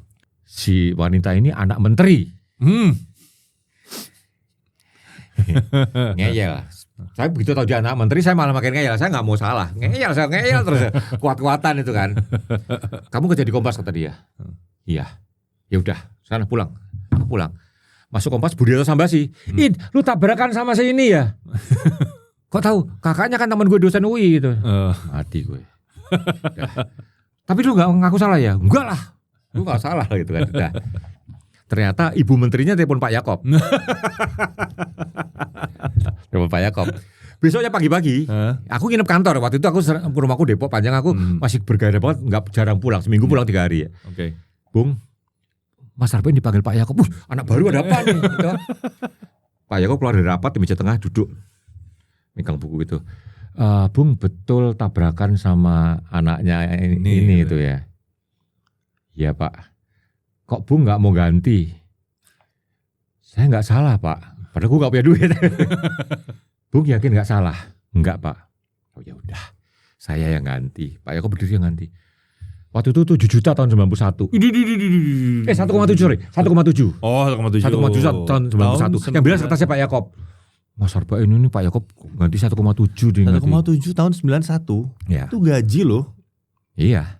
Itu senilai gaji loh, bukan gaji gue masih 500. Iya, dan bahkan bukan UMR, itu gaji udah kelas menengah atas itu. Gue ingat itu Pak Yakob yang ganti. Dia bisa mencat aku kalau mau karena aku anak baru tuh. Belum diangkat. Tapi dia bilang saya yang ganti. Makanya gue tulis itu. Nah, si anak menteri itu terus kerja di sebuah LSM besar dunia gitu. Tahun 2008 gue harus motret dia. Gue sebutnya namanya Inggita Noto Susanto. Anaknya Nugroho Noto Susanto. Jadi Mbak Inggita ini waktu itu TEDx ya, Inggris ya. TEDx, ya aku kan dia tokoh di TEDx itu kan. Aku mau dia terus selesai Mbak Inggita tahu gue tabrakan sama gue dulu. Sampai sekarang aku berteman dekat sama dia. Ingat gue lu tabrakan sama gue ngeyel kan. Ayo. Udah ngeyel dibayarin bosnya. Iya. Makanya waktu obituari Pak Yakob bilang Pak Yakob itu bos yang ngayomin ya. Dia bisa mencat aku saat itu loh. Betul. Ngeyel. Ya udah. Kalau Bung yakin nggak salah ya udah saya ganti katanya. Karena istrinya minta saya Kompas ganti. Yang ngomong gitu. Boleh, saya salah gue bener, gue salah bener itu. Tapi Kompas zaman dulu emang begitu sih, mengayomi sekali. Pak Yakob mengayomi. Nah, aku ingat betul. Pak Yakob tuh Kompas tuh nggak boleh terima amplop ya. Iya. Ya. Tapi Pak Yakob tuh kalau di luar negeri ketemu wartawan Kompas dia ngasih duit cash. Lu mau naik haji, datang ke ruangannya dia dikasih cash banyak banget. Oh ya? Ya. Lu mau naik haji datang, mau pamitan disanggunin duit gede. Dia selalu ada uang di luar cash ya kayak itu. Aku di Singapura nih sama temen gue nih. Ketemu Pak Yakob di Singapura. Aku mau kemana? Aku mau lupa kemana. Satunya betul. Kita karena seangkatan kita berdua. Pak, apa kabar Pak? Bu, Anda siapa? Loh, saya wartawan Kompas Pak. Kamu? Saya olahraga anak buahnya Pak Jimmy. Itu. Temen gue dapat $100 ya. Kasih $100 terima. Makasih Pak itu kan. Terus gue chat. Waduh gak ada. Gue dapat $50. Tapi kayak bapak ketemu anak. Bapak banget ya. Kan bapak ketemu maaf anak. Ya, nanti Jakarta saya kurangnya tambahin. Tapi gak pernah komentar lah ya. Gue dapat $20, teman gue dapat 100. Gue ingat banget itu di Singapura, ketemu di bandara. Iya itu kayak bapak ketemu anak gitu kan. Iya. Bapak ketemu anak, ntar dulu. Aduh belum gue sangguin nih gitu. Iya. Dia kebapaan banget, itu baik banget. Itu aku ingat banget tuh. Kalau dia mau mecat gue bisa tuh.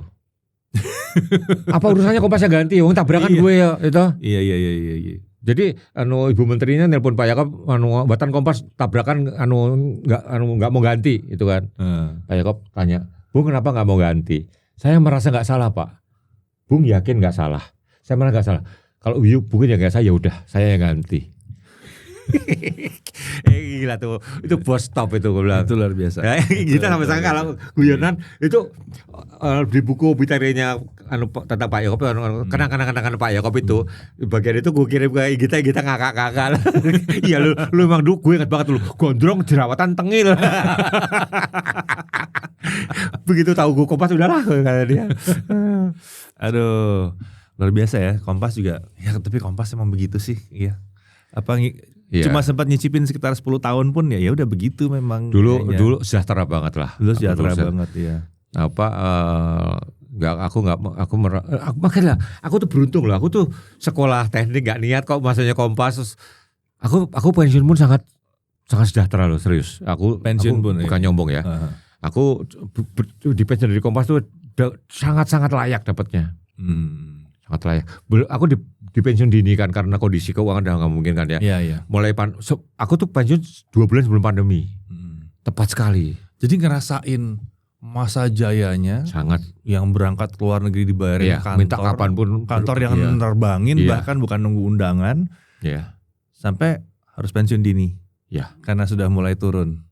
Disarankan pensiun dini. Iya waktu itu kan ditawarin karena paket lah ceritanya. Gramedia Majalah kan duluan 2014 27 fotografer diberhentikan ya karena kondisi memang udah berubah ya. Saya keluar duluan. Iya. Iya. Tapi memang koran cetak umurnya nggak panjang lagi. Iya. Mungkin sekarang bisa bertahan ya. Kalau kata bertahan. Tapi kalau pabrik kertas itu tutup mau apa? Betul juga. Kompas itu salahnya apa? Kenapa nggak pernah bikin pabrik kertas? Jawa Pos malah bikin pabrik kertas loh. Jadi punya sumber sendiri. Cuma kalau, ya. Ini pabrik korannya kertasnya Kompas ditutup ya. Kompas either pakai kertasnya Jawa Pos artinya ukurannya tabloid. Atau ya berhenti. Mau nggak mau kalau kertasnya nggak ada. Mungkin nurut pakai kertasnya Jawa Pos. Sementara penonton kita akan bertanya-tanya, masih ada ya korannya? Itulah. Pasti gitu. Anakku udah dari 5 tahun lalu udah nggak pernah ada baca koran. Bahkan TV udah mulai dipertanyakan. Sekarang beli koran bekas susah loh. Lah iya kalau mau sholat id juga pada bilang bawa koran dari mana? satu yang ini menarik ya di pasar Sumur Batu segala itu koran bekasnya koran Korea, impor koran bekas. Serius? Ada importer koran bekas serius. Lu pernah aku tweetkan tuh. Beli koran bekas, koran Korea, koran bekas. Koran bekas. Gila dan mahal harganya lagi. Serius? Mahal? 2 kali lipat harga koran bekas zaman dulu. Tapi itu cuma buat dipakai buat apa? Bungkus. Pakai buat bungkusan. Iya. Oke, sekarang gini. Kita lihat yang dulu terus maju ke sekarang gitu. Kalau Bang Arbain lihat fotografi zaman dulu dan sekarang bedanya apa sih? Dari sisi kalau teknik ya, dulu analog sekarang digital ya. Kalau dari sisi kerja, dulu Pak Harto itu fotografer istana cuma 9 orang. Jadi nggak rebutan. Jadi Pak Soeharto ya, Pak Presiden Soeharto. Presiden Soeharto ya. Okay. Jadi di Binagra itu kalau motret 9 fotografer berjajar potretnya, cuma itu aja. Maksimum 9. Maksimum 9? Ya 7, 8, 9 kira-kira gitu ya. Kalau datang semua 9. Itu kan udah harus ada itunya badge-nya khusus kan. Nggak bisa digantikan. Nggak bisa diganti ya? Ya nggak bisa digantikan. Udah pernah juga? Aku tunggu dulu. Itu JB Suratno. Oke. Jadi tahun 72 Pak Harto ultimatum. Kompas siapa wartawan di sana? Nggak boleh ganti. Hanya itu. Mas Kartono nggak mau. Malas dong, bosan. Terus staff desk foto, Mas Suratno diajarin motret, taruh di sana. Jadi Mas Suratno pensiun sebagai fotografer. Tahun 98 Pak Harto turun. Ya. Tahun 96 aku redaktur foto, sorry. Tahun 96 aku redaktur foto ya. Aku diangkat redaktur tahun 96. Terus aku mau dimasukin istana juga. Apa yang jawabin istana? Screening dulu, 2 tahun. Jadi screening di 96, keputusan screening kan keluar 98. Ya. Dan juga harus anggota PWI. Ya. Minimum media. Aku masuk pun belum. Jadi aku sama Kompas disuruh masuk PWI, daftar. Jadi anggota muda dulu, suruh tes macam-macam. Sambil tes screening untuk jadi wartawan istana. Bebas G30S. Ditanya pamanmu siapa, semua dilacak bener. Jadi nanti 98 kabarnya ya. 98 Pak Harto jatuh. Dan saat itu keluar izin aku jadi wartawan istana. Jadi aku masuk istana sebenarnya nggak butuh peraturan itu. Udah peraturannya udah nggak seketat itu lagi. Masih simpen tuh. ID-nya masih belum digital, ID-nya masih di stempel biasa. Masih stempel biasa. Jadi waktu Gus Dur dari Pak Habibie jadi presiden, aku mulai kadang-kadang datang. Oh tapi berarti udah nggak se-strict dulu lagi bahwa harus satu orang doang gitu. Aku backupnya Mas Ratno. Oh oke. Tapi masih Muslim, masih Mas Ratno. Waktu itu ajudannya Pak Firman Gani namanya, mengharuskan pakai pici. Kalau pakai jas dari zaman Soeharto memang, waktu itu harus pakai jas ya. Aku beli jas waktu itu, terus harus pakai pici. Ya oke lah, masih bisa diterima ya, no problem. Habibie jatuh. Gus Dur. Wah itu gila banget itu Gus Dur. Gus Dur kan tinggal di sana. Jadi gini, di depan Monas itu ada 2 istana, orang ngebayang nggak tahu. Istana Merdeka, belakangnya Istana Negara. Ya. Jadi orang suka kacau, bilang selalu Istana Merdeka. Bukan, kadang-kadang nggak cari Istana Negara. Gus Dur tuh memutuskan tinggal di Istana Negara. Jadi rumahnya Gus Dur. Dulu zaman Soeharto masuk pakai jeans itu nggak bisa. Harus celana kain. Zaman Pak Habibie ada yang datang pakai celana. Jadi bukan jeans, denim misalnya kan. Denim ya. Karena nggak selalu blue kan. Dia pakai denim dicegat pas pam. Nggak boleh pakai blue jean. Loh ini hitam. Maksudnya nggak boleh lepis. Loh ini markanya Lois. Ya tahu kan itu debat itu ya. Ini markanya bukan lepis Lois. Ya udah aja. Zaman Pak Harto kan zaman Habibie itu wartawan sana nambah 5, fotografer sana nambah 15-an ya kira-kira ya. Karena aku sama Mas Ratno kan jadi nambah nama. Zaman Gus Dur 70. Buset, banyak banget. Jadi kalau motor malah wul-wulan gak karu-karuan. Wul-wulan zaman Gus Dur. Gus Dur jatuh juga kan. Nah, aku dipindah ke Medan, Megawati presiden. Kompas memutuskan fotonya supaya lebih berwarna dan Mas Ratno pensiun. Julian Siombing. Nah itu Julian aja fotonya karena iklim udah berubah dan Julian otaknya kan memang liar. Iya. Julian itu otaknya liar. Ada beberapa yang sampai bikin kuping panas mereka ya. Jadi suatu hari Bu Mega sama Pak Taufik Kimas itu, Bu Mega merasa apa Mas? Di foto Julian dimuat itu kayak lagi berantem. Itu kan foto multi tafsir. Tapi itu adalah Julian. Fotonya lucu-lucu. Banyak yang unik-unik. Aku di kepala biro Medan itu dipindah ke Medan, jadi udah nggak ikut di sana. Nah, jadi balik lagi nih Bang, dulu sama sekarang. Oh iya. Kayak gini nih kita ini. Nah, itu aku bilang, zaman sekarang di sana tuh sekarang zaman Gus Dur sempat ruwet banget ya. Sempat ruwet banget. Sekarang hanya SBY yang punya fotografer pribadi. Dan kemudian fotografer pribadinya itu teman kita. Jadi dulu kalau SBY di luar negeri, Dudi Anung atau Abror kita WA, kirim dong foto. Jadi kita dapat cepet. Gitu. Zaman Soeharto dulu kita benar nggak ada foto. Soeharto di luar negeri no picture at all. Oh ya? Ya. Serius? Dulu belum digital juga. Mereka ngirimnya pakai apa? Oh iya betul juga. Jadi zaman sekarang itu Pak Jokowi beda lagi. Pak Jokowi nggak punya pribadinya. Si Agus Suparto itu cuma di Indonesia, kalau luar negeri nggak dibawa juga. Oh gitu. Beda, jadi beda seperti itu. Jadi zaman sekarang adalah handphone pun bisa. Suatu sisi gampang banget toh. Akibatnya apa? Kebanyakan orang motret. Motret fashion kadang-kadang kita kalau yang ujung itu kalau ada penontonnya orang gini, wah tangan kita ketutupan tangan orang. Iya sih. Sering. Motret konser, orang bawa tab mengangkat gini. Iya pakai tablet ya. Jadi karena susah. Karena kamera serius hanya untuk yang foto profesional, dibatasi aja 3 lagu pertama. Oh ya? Ya. Malah kalau kayak kelas dunia ya 1 lagu pertama. Maksimum itu aku telat 1 lagu pertama lewat aku gak dapat. Oh gitu ya. 1 lagu pertama only. Dan itu hanya buat wartawan doang berarti. Hanya yang pakai ID, hanya pakai ID doang. Ya, dan gini, kita dapat namanya snake pit ya. Ini panggung ya. Depannya 1 meter itu snake pit itu kan nggak jelek banget. Kalau mau bagus dari arah penonton. Iya. Ya, aku kan foto sama Peter Gonta waktu itu. Jelek Pak dari snake pit. Mundur. Snake pit ada kaki. Ketemu tangan-tangan bawa tab itu. Maka tab sekarang banyak nggak boleh kan. Handphone tab nggak boleh. Ya jadi kalau Bang Arbain sendiri lihat fotografi zaman sekarang itu mau dibilang maju atau mundur sebetulnya? Bergeser. Okay. Kayak fotografer iklan. Dulu kan Roy Genggam, Mas Darwis jadi. Sekarang kan yang mudah-mudahan jauh lebih murah banyak. Iya. Banyak lebih murah ya. Walaupun lebih murah ya. Lebih murah ya. Kayak Roy Genggam itu dulu iklan hampir semuanya dia. Saya ngobrol sama Roy. Dia seumur Roy. Sekarang gimana? Aku dibayarnya sama jumlahnya. Tapi dulu kan buat billboard udah selesai kan. Iya. Sekarang billboardnya kan digital. Iya. Dia minta seminggu sekali gambarnya ganti. Jadi dengan duit yang sama aku harus bikin 10 foto paling enggak. Oh gitu sekarang ya? Iya. Itu yang Roy Genggam cerita sama saya. Nah kalau Bang Arbain sendiri ngeliat fotografi maju kayak di IG jadi buat foto-foto segala macam itu gimana?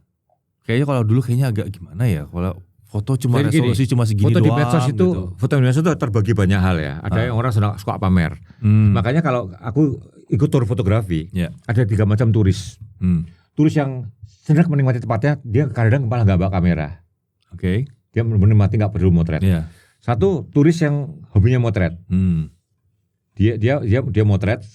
Dia bawa kamera serius. Dia hanya mau tempat yang secara fotografi bagus. Nah 3 nih yang nyebelin, turis Instagram. Satu tempat dia dapat foto dia maunya pindah. Kalau bisa 1 hari 8 spot. Apa ini mati itu loh. Dia cukup dapat spot udah spot berikutnya. Yang kita butuh foto kadang mau nih motelnya nggak dapat. Turis yang generasi ketiga ini yang sekarang banyak sekali. Iya. Makanya sekarang ada yang Instagramable istilahnya kan. Dibikin tulisan itu itu tulis kayak gitu dia sampai cukup jebret nggak tahu yang lainnya nggak peduli dia dapat bukti bahwa dia sama situ. Dari situ ya, betul. Itu yang menyebalkan. Tapi nyebelin nggak sih sebetulnya kalau misalnya objek wisata gitu sampai mesti ada tulisannya dibikin gede-gede gitu. Nah, dia kan butuh pemasukan, butuh tulis yang itu. Bagaimana tulis yang itu memberi pemasukan? Iya juga ya. Bagaimana memberi pemasukan? Tapi kan kita kan rasanya gimana gitu ngeliat. Jijiin. Itu keren terus tiba-tiba ada namanya. Yang fotografi yang turis yang kategori kedua nih yang mau keindahan alamnya dia mau motret dia dong eksplor sana eksplor sini dia mau datangnya pagi. Iya, subuh-subuh datang apa generasi yang ketiga yang kelas Instagram ini pokoknya terang nyampe dan dapat gambar. Kalau harus cepat bikin kita nggak dapat ntar. Waduh itu ya. Makanya kalau bikin tour itu tolong wawancara dulu sama pesertanya, jangan sampai tercampur 1, 2, 3 tercampur, kacau itu. Kacau. Tapi ya iya memang zaman sekarang banyak yang gitu. Tour itu banyak yang memang dirancang untuk menunjukkan bahwa oh ya kita sudah sampai di sini. Yuk turun gitu. Waktu kapan ya di Paris waktu itu ngeliat ada satu biasanya tur dari Asia sih kayak gitu. Turun dari bis. Kita udah sampai. Kita sampai lagi nunggu antrian itu turun dari bis. Di Louvre kalau nggak salah dia. Di apa? Museum kan. Di foto-foto di atas tuh kan. Karena ada segitiga-segitiga itu kayak piramid kaca itu kan. Foto. Dia foto. Kita masih ngantri mau masuk. Hilang. Pulang udah cabut. Iya, udah pindah lagi. Cukup bukti udah sampai. Dia cuma bukti sampai. Ya itu ada turis yang cuma mau pamer kehadiran. Ya ada yang kayak gitu, ada yang menikmati. Ada. Makanya fotografi itu menciptakan orang itu juga, itu yang dulu nggak ada. Iya. Terus fotografi juga menciptakan orang yang konten-konten segala itu kan. Nah, konten itu juga karena kalau yang nonton banyak kan dapat penghargaan dari YouTube, dari Instagram. Jadi banyak orang bikin viewers sebanyak mungkin karena bikin aneh. Kemarin yang nirakin orang jadi begal itu kan gak gila banget loh. Ya. Minggu lalu, jadi di parkir dia begal motor, jadi dia bikin konten ngatain orang yang lagi begal. Padahal bukan. Kalau orang itu digebukin gimana coba? Atas nama konten. Jadi perkembangan kamera jadi. Baru tadi pagi ya ada konten seorang perempuan di shoot itu dia bawa wanita di kiri bawah itu adalah ibu biologisku. Aku dulu dijual dia karena dia nggak punya uang waktu aku masih bayi. Dia tulis gitu kan. Terus dia sekarang saya akan mengaku bahwa saya ibunya. Kan orang menarik kan itu kisah tapi coba tonton deh. Kerasa banget sandiwara tuh. Acting gak enak, actingnya jelek banget sumpah. Sandiwara ya. Sandiwara. Tapi sandiwara jadi bisa dibikin di mana-mana. Zaman dulu kan nonton sandiwara baik-baik aja. Iya. Kalau sekarang sandiwara jadi. Kalau sandiwara yang saya masih harga itu adalah hewan.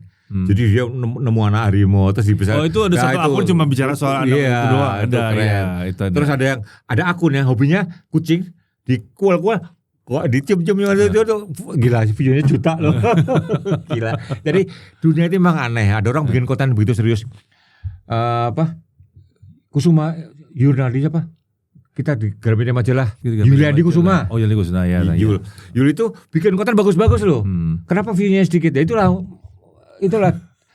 misterinya. Karena kan konten yang view tinggi itu kan yang enggak aja kan. Iya memang sih. Yuliandi itu bikin konten serius dan bagus loh. Tapi susah dapat viewer. Nah, itu ya bisa. Ya gini lah. Kadang-kadang ya gini lah, kayak koran ya. Koran Tempo itu kurang bagus apa? Bagus. Pelanggannya nggak bisa tinggi. Iklannya nggak banyak juga kan? Iya. Ya itu maka misteri koran itu nggak cukup untuk bagus. Ada Kompas kan oplahnya tinggi. Bikin Warta Kota. Dipikir kowe bikin Warta Kota awal-awalnya oplahnya kan jeblok terus. Iya. Nggak gampang lo bikin. Gampang. Jadi mau konten bagus apapun, dunia ini misteri. Nah, fotografi itu juga memporapandakan hal itu juga. Koran tanpa foto gimana? Gitu. Koran kalau tanpa foto jelek, gitu. Mungkin. Jadi foto itu, bahkan dalam jurnalistik aku pernah ngasih pelajaran yang ditentang banyak orang adalah bahwa foto jurnalistik kadang-kadang cuma buat pemanis halaman. Kadang-kadang nggak harus ada newsnya. Aku bilang itu aku dibodoh-bodohin banyak seniorku ya. Nggak mungkin foto jurnalistik harus ada kontennya. Gini loh, BBM naik. Foto dipasang Menteri SDM pidato itu newsnya apa? Iya apa. Tapi harus ada fotonya kan? Fotonya iya. Banyak foto jurnalis itu yang hanya untuk pemanis. Oh iya ya baru sadar. Foto jurnalis itu nggak harus ada isinya kok. Dan lu kalau jadi jurnalis, tapi yang terjadi kalau gini, Kompas itu foto artis itu dibilang nggak penting kan. Waktu aku redaktur, kenapa foto artis sebanyak aku motret? Ya tim staffku itu semua itu kalau motret artis pada tujuan pada malas motret artis. Karena waktunya susah, janji jam 10 pasti tidur. Oh gitu. Ya. Waktu aku redaktur, hampir semua foto artis itu aku yang motret karena apa? Daripada aku disuruh ogah-ogahan nggak dapat, tak potret sendiri aja semua gitu loh. Artis itu, foto artis itu banyak yang nggak disurvei ya. Kompas itu halaman apa siapa tahu kan? Iya, siapa? Itu kredibilitasnya tinggi sekali loh. Iya. Orang mengira politik. Kalau ngomong kredibilitas atau jumlah pelanggan, jujur aja koran itu bang mau bisnis, lu nggak bisa menepuk dada soal mutu doang. Iya. Mutu doang lu akan mati. Iya. Lu harus ngomong yang ecek-ecek. Iya, entertainmentnya harus ada di situ. Yang Allah bilang ecek-ecek itu lu harus menjembatani itu semua. Itu yang terus terang dulu di Kompas juga baru Kompas bayar survei apa dan siapa, naper dan apa siapa itu tinggi sekali pembacanya. Baru digarap serius, Iya, baru digarap serius belakangan. Itu kan saya banget. Buka koran dibalik dari belakang. Ya. Baca dari belakang. Itu kan hasil survei. Iya. Pada tuh didirikan kan nggak kepikir bahwa yang remeh-temeh itu kadang malah banyak pembacanya kan. Iya, saya masih muda gitu. Buka koran balik dari belakang. Ya makanya waktu orang sekarang bilang print udah mati. Aku bikin majalah print. Ya. Nekat. Karena ada orang gila juga yang mau menjabat. Oh gitu, oke. Ini donaturnya ini mau menjabatnya Andi Kurnadi ya. Mau menjabatnya ya udah. Aku senang nulis dan aku yang ngulik-ngulik ini kalau nggak ada outputnya ya sebel juga kan. Ya bagiku output. Kenapa aku masih eksis? Karena aku mencintai dunia ini. Itu aja kuncinya. Poinnya cuma itu doang. Jadi harus mencintai dunia yang dijalanin gitu ya. Kayaknya dan mencintai dan update terus. Jangan sampai kamu miss satu pun. Kamu begitu ada yang kamu nggak ditanya kamu nggak ngerti kamu habis. Tapi kalau udah cinta sih begitu sih biasanya. Iya, aku ngulik terus. Apapun itu diulik, ya kan? Aku masih browsing tiap malam berjam-jam aku browsing. Ada kepikiran mau sampai kapan? Ada mau gantung kamera? Gantung kamera nggak mungkin nih. Nggak mungkin ya? Coba sekarang aku lebih banyak pakai handphone itu. Tetap ada kameranya. Ya tetap ada kameranya. Tapi kalau bawa kamera gede, aku udah sedikit sekali. Udah mulai jarang ya? Dan gini, aku sekarang dulu kan aku bawa body minimum 2. Ya. Terus lensa macam-macamnya. Betul. Sekarang aku pakai lensa sapu jagat aja. 12 ekivalen 24-400. 24. Oke, 24-400. Zaman dulu pakai ISO 800 kan gambar udah hancur. Sehingga lensa bukan 5,6 itu gak ada harganya kan. 12-200 tuh ada ya? 12-200 Olympus. Oh ada ya? Suico ya? Ya. Tamron ada 18-400. 18-400 ya? Tapi untuk APS-C. Aduh itu ya biasanya udah kacau tuh. Soalnya gede banget. Ya. Enggak gede. Diafragmanya yang hancur. Oh, ya makanya diafragmanya kecil berarti. Zaman film. Lensa dengan diafragma 5,6 itu udah gak ada harganya. Gak ada, itu kan buat paketan buat tutupin body kan. Kalau sekarang buat digital, aku pakai ISO 24.000, 36.000 aja masih oke kok. Masih jadi bisa. Sapu jagat itu mau nggak mau yang dipatangin supaya kecil kan diafragma 7, sekian. Oh kecil banget. Iya, tapi masih oke begitu. Masih oke, iya. Masih dapat. Ya kan kalau zaman dulu nggak 2,8, zoomnya ada yang salah. Iya, udah salah. Sekarang aku nggak terlalu ngiler lihat kalau dia gede karena satu mahal dan satu gede. Masih ingat zaman dulu Nikon bikin push pull 4386 bukannya f3,5 aja konstan nggak ada yang mau. Iya. Gak ada yang mau, padahal 3,5 konstan loh itu. Iya emang. Gak ada yang mau. Taruh di zaman sekarang kaget-kaget orang lihatnya. Iya. Ih bisa 3,5 konstan ya gitu. Kan jadi mahal kan. Iya push pull lagi gitu. Iya. Bukan yang diputar-putar. Itu diafragmanya begitu di zoomin diafragmanya membesar lagi. Iya membesar. Sinting. Bisa push pull zaman dulu. Kalau zaman sekarang mah ya apaan. Iya. Gak dulu 3,5. kalau Canon yang lingkar merah itu kan. Ya. Sekarang banyak merek RRC, lensa baru, merek yang baru dengar ya. Yes, banget. Harganya 1 juta not bad. Yes. Karena di digital kita masih bisa adjust lagi kan. Jadi masih bisa apa ya? Tapi itu kebanyakan lensa manual sih, bukan autofocus. Ya, karena murah-murah mesinnya mahal ya, karena mesin autofocus itu mahal. Kan buat nyari, ada yang mau nyari bokeh gitu. Ya. Nah, saya sering terangin ke mereka ya, dalam dunia komersial bokeh itu nggak ada, who cares ya, who cares itu. Saya terangin bahwa lu foto iklan bokeh malah nggak payu. Iya, ya balik lagi mau dipakai buat apa? Ya. Kalau iklannya iklan rambut mungkin, iklan sampo mungkin bisa ngaruh bokehnya, tapi kalau enggak ya mau cerita soal apa pemandangan, wisata gitu, ya nggak ngaruh mau bokeh. Ya. Kalau per 32 tuh. Iya, jadi zaman sekarang itu kan kamera makin canggih, makin gambar makin bagus, tapi apakah foto itu harus tajam dan bagus ya? Itu kan pertanyaan. Kadang-kadang aku bilang aku jadi konsultan adalah kalau sebuah perusahaan mau bikin buku foto apa yang masuk ke situ, itu kan salah satunya itu loh. Iya, mau dipakai buat apa? Bukan cuma sekretaris ini. Itu meaningless. Buku itu harus orang lain merasa ada gunanya juga. Kalau yang merasa gunanya hanya lo, buku itu hanya akan berhenti di situ, selesai. Gak ada gunanya. Harus ada nilai promosinya. Pencapaianmu apa misalkan seperti itu. Ya itu yang aku tekankan seperti itu. Kalau aku ngajar workshop fotografi ya udah gak ngajar teknik aku. Terus terang aku malah sering dikecam karena aku pakailah auto. Setuju. P. Kalau perlu P. Iya. Cuma saya masih agak halus ya, pakailah A. Auto. Diafragma masih kita beda-beda. Masih main di diafragma. Iya benar. Padahal pakai P diputar juga diafragmanya geser. Serang anak muda pernah bantah saya gini, Om kalau saya pakai auto, berarti yang muter bukan saya dong, kameranya dong. Nah, aku bilang gini, caramu manual gimana? Terus dia tunjukin cara manual kan. Gini Om, cari jarumnya siapa? Artinya yang ukur kan buat lu kan kamera kan. Patokan yang dicari, yang dikejar kan jarumnya juga. Iya kan? Sama aja. Kan yang ukur kamera. Iya. Bedanya auto sama manual adalah kalau manual kamera ngitung, lu nurutin hitungannya kamera. Iya. Kalau auto kamera ngitung, langsung eksekusi. Itu aja bedanya. Terus di mana lu berdiri kan nggak bisa auto. Terus lensa mana yang lu pakai nggak bisa auto. Terus kapan lu dengan tombol nggak bisa auto. Iya. 98% itu nggak bisa auto. Iya. Kebanyakan orang otaknya dihabisin untuk mikir yang 2% itu. Iya. Otaknya habis di situ. Waktu harus mikir yang 98 nggak ada sisa. Tapi masih loh sampai sekarang ada yang berpikir kayak gitu. Kalau mau belajar harus di M. Bertele-tele. Nggak kelar-kelar kayaknya. Itu persis sekarang. Aku suatu kampus tahun 2004 aku ngajar foto jurnalistik. ada kuliah ruang kamar gelap. Aku bilang ini udah gak ada gunanya sekarang, udah digital 2004 kan. Ya udah mulai. Ya, tapi kan perlu Pak belajar sejarah. Kalau mau belajar sejarah pakai aja kamera tubang jarum sekalian itu. Sekalian. Atau pakai plat kaca sekalian kaca, tuh. ya. Iya. Belajar sejarah itu cukup teori gak usah praktek. Bahwa dulu ada gitu. Kalau mau belajar pakai ngerasain sejarah ya ngapain itu loh. Malah gak diajarin adalah cara ngirim foto pakai email, gak diajarin. Lo gimana? Lah.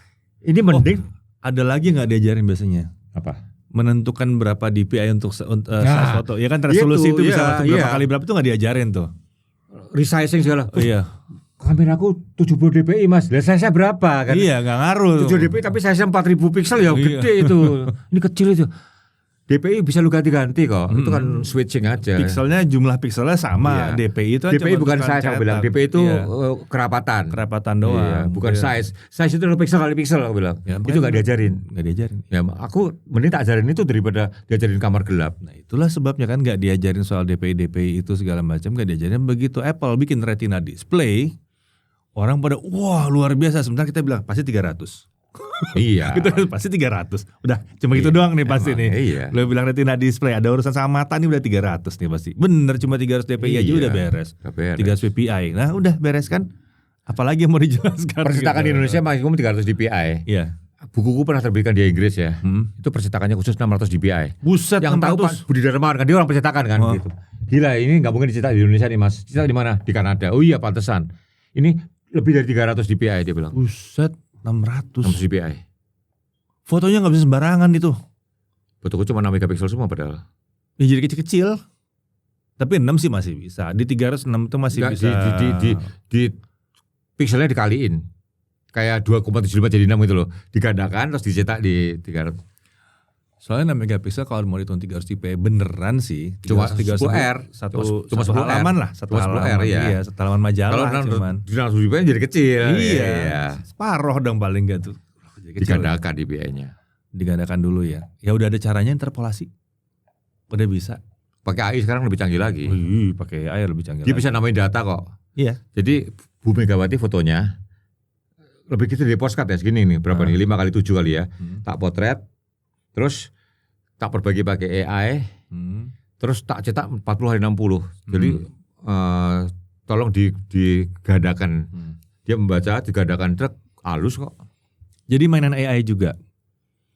Iya mau nggak mau. Aku ngomong fotografi kalau aku nggak ngomongin AI, sementara teman-temanku tuh menolak semua AI loh. Oh udah lupakan. Jangan gitu. Terus aku bilang foto itu terbagi 3, foto analog, foto digital, foto AI. AI bukan foto, mereka ngeyel. Ginilah istilah itu adalah bahasa itu untuk memudahkan hidup kita ya. Kalau lu ribut, kalau AI bukan pakai foto, ada namanya kamera Karman kamera, yang bikin namanya Beyond Karman. Itu kayak kamera biasa tapi lensanya nggak ada. Iya. Ganti antena ya. Itu kan motor pakai sinar sonar kan, bukan cahaya kan. Lu bilang hasilnya kayak foto, lu bukan foto. Ya ribet amat hidup lu kan. Ya foto AI aja ya kan. Terima aja. Ini foto AI namanya. Kereta api dong pakai api, yang namanya kereta api itu. AI generated kan. Loh, KAI kan kereta api Indonesia kan. Iya. Mana yang apinya? Mana apinya? Iya. Istilah kipas angin. Malaysia lebih masuk akal loh, kipas elektrik kan. Iya. Kita kipas angin loh. Malaysia kipas elektrik di Malaysia. Lebih masuk akal Malaysia. Kipas angin. Yuk kalau Malaysia sepeda itu sikal karena bicycle ya. Sikal. Iya, kita dulu kereta angin zaman dulu. Kereta angin. Okay. Tapi karena kesannya kuno ya sepeda. Sepeda kan bahasa Portugis. Sapeda. Sapeda ya betul. Sapeda, sepatu, lemari. Ya AI, sampai AI juga. Jadi kayaknya nggak ada dunia yang di aspek fotografi ini nggak ada aspek yang dilewatin ya, semuanya dicobain ya. Aku kejar karena aku berminat. Oke. Berarti itu kuncinya kalau mau terus berpuluh-puluh cinta dan kejar, tahun. tapi ngejar itu karena cinta toh. Iya betul. Iya. Ngejar tuh efek samping, gitu kan, karena emang samping. suka dengan apa yang dikerjakan. Tapi mungkin yang PR adalah mencari yang disukai ya. Itulah tuh 6 tahun di Kompas baru dapat. Iya, makanya anakku tuh waktu mau cari sekolah kalau selalu anjurkan kamu psikotes deh, bakat dan minat, gitu. Iya. Dia minat tapi nggak bakat ya kasihan, gitu. Bakat tapi nggak minat juga nggak jadi. Jadi bakat dan minat. Anakku dua-duanya tak bakat dan minatin. Oh, cari. Yang sulung itu minatnya padahal gambar. Jadi ini dokter gigi. Yang kedua itu minatnya teknik, jadi arsitek ya, masih nyambung. Yang sulung itu kenapa akhirnya jadi dokter? Karena mertua aku itu keluarga dokter hewan, dokter apa ya, Arat. Besok karena aku namanya Arat ya, jadi dokter terserah, dokter gigi boleh, dokter orang boleh, dokter hewan juga boleh, pokoknya dokter. Biar engkong seneng gitu kan. Itu terngiang-ngiang di otak dia loh. Dia udah keterima di BINUS di kafe. Oh, di kafe. Udah kebayar. Iya. Udah kebayar. Dan di BINUS itu uang bisa diambil lagi 60%. Kalau keterimanya di negeri. Oke. Kalau nggak bisa buktikan terima negeri, udah angus. Keterima dia daftarnya pilihan pertama FKUI, kedua FKGUI. Keterima di pilihan kedua. FKG. Dan dia waktu tes dulu, gue nggak nyangka dia keterima. Jadi kertas ID-nya tes itu udah dibuang, nggak keterima, udah di kafe aja, bayar Pak. Udah dibayar, Dipanggil. Malam-malam jam 10 aku lagi tidur, Pak keterima tapi udah buang. Dia tahu keterimanya pun temannya yang ngasih tahu loh, dia udah nggak ngecek dan yakin nggak diterima. Sekarang dokter gigi. Ya tapi yang penting kan itu dia suka kerjanya. Dia anakku yang pertama itu hasil tes terakhir itu ada level autis yang paling rendah tuh ya. Dia tuh kalau udah fokus ya fokus aja. Jadi dia karena tanggung jawab aja. Aku udah sekolah ini gue ingin bikin kakekku seneng. Karena kakeknya dulu cinta sekali sama dia. Apa-apa diturutin apa-apa. Jadi dia tapi engkau pengen aku jadi dokter ya. Udahlah aku coba masih dokter. Ya udah diturutin sama dia. Oke. Nah, kalau gitu Bang Arbain, ini udah panjang banget kita, udah lama. Ada ini nggak? Ada wejangan, ada masukan buat yang baru mau mulai, anak-anak yang baru-baru ini mau mulai bicara soal mungkin fotografi, videografi. Ada saran nggak buat mereka? Ada orang yang ingin tanya sama saya, ingin jadi wartawan foto ya. Ada yang ingin jadi fotografer. Dia tanya gini sama saya, apakah fotografi sekarang masih bisa menghidupi? Saya balik, selama ada yang butuh, kamu bisa hidup. Apakah fotografi bisa mensejahterakan? Itu pertanyaan ambigu. Menteri hampir semuanya lulusan ekonomi UI. Ya, apakah semua lulusan ekonomi UI bisa jadi menteri? Gitu. Nah, iya. Kerja bank hebat. Apakah semua karyawan bank gajinya tinggi? Kan ada yang level bawah. Gitu. Iya. Fotografi sama, ada level 3, ada level rendah. Gimana caranya sampai level tinggi? Itu juga hanya Tuhan yang tahu. Aku tahun 2008 tuh mau keluar dari Kompas karena aku tertarik bikin iklan. Jarum coklat aku yang motret itu. Oh ya? Ya. Oke. Terus aku bikin lembaga foto iklan. Beberapa anak muda tak rekrut. Lembaga foto iklan. Ya harus suatu perusahaan iklan, fotografi iklan. Oke. Dapat CNI. Aku bukan mereknya tak sebutin CNI. 2009 aku yang motret tuh. Oke. Ya. Oh, kita bisa hidup ya. Aku mau keluar dari Kompas nih. Habis itu 8 bulan nganggur, nggak ada job. Ternyata nggak safe. Jadi kalau Anda mau jadi job freelancer ya, aku jadi Kompas gaji teratur. Kalau freelancer kan kalau lagi job gede, kalau enggak kan. Betul. Kalau memutuskan jadi freelancer, kamu harus siap mental. Iya. Siap mental. Kalau kamu siap mental, ya udah. Mas Harus juga pernah suatu ketika kosong kan. Harus siap jalan, harus siap mental kalau mau jadi freelancer. Sejago apapun kamu, gitu. Tapi kalau kamu mau aman, ya kerja sama satu perusahaan lain jadi bawahan. Nah, ternyata aku untuk hidup aku hanya cocok jadi bawahan. Nah sekarang udah pensiunan, aku sebenarnya masih punya gaji tetap dari Kompas kan, pensiunan yang cukup buat makan. Jadi aku save sebenarnya untuk makan save, nggak neko-neko, save. Nah makanya aku sekarang ya jadi konsultan itu kadang-kadang dapat, kadang-kadang jedak, kadang-kadang enggak. Ya harus bijaksana ngatur keuangan. Tapi cuma aku bersamaan karena aku tetap bisa makan itu loh. Tapi kalau kamu mengandalkan freelancer bener-bener ya, harus siap mental. Kuncinya siap mental. Soalnya bisa tiba-tiba jebret aja hilang. Bisa kosong lama. Bisa kosong. Mas Ferry itu pernah jual mobil untuk gaji karyawan. Ferry Ardianto, iya. Oh oke. Itu gaji karyawan jual mobil. Pas Harus pernah juga untuk gaji karyawan jual barangnya. Tahun 99 2000 itu zaman paceklik itu ya susah. Jadi harus kuat mental. Aku terus terang bukan orang yang kuat mental ya. Sekarang berani gini karena mau nggak mau udah pensiunan kan. Tapi untung kerja di Kompas yang ada uang pensiun. Itu aja. Ada minat buat buka ini lagi? Course lagi? Enggak? Saya pernah ada orang penyandang dana mau bayarin saya bikin sekolah fotografi. Aku cuma pakai namaku, jalin dia semua. Tapi Mas Darwis pun bikin sekolah fotografi yang di Bandung pun kan akhirnya biaya ini itunya lebih gede daripada income-nya. Jadi Darwis School yang di Surabaya sama Bandung ya sulit manajemen jarak jauh. Gitu. Jadi sekarang dia cuma mempertahankan satu yang di Jakarta aja. Jadi aku lihat itu terus beberapa fotografer yang join gitu ada konflik keuangan pasti kan. Pasti. Malah jadi musuh, jadi berantem ya. Aku memutuskan aku nggak mau kalau ada kerjasama itu karena ekonomi itu nggak gampang. Kalau menyangkut duit itu teman bisa jadi musuh loh. Ya, saudara pun bisa perang. Ya. Jadi aku cuma ngajari Darwis School, staffnya Mas Darwis, safety aja kan. Ya, kalau nggak apa ya aku nggak apa-apa, itu aja.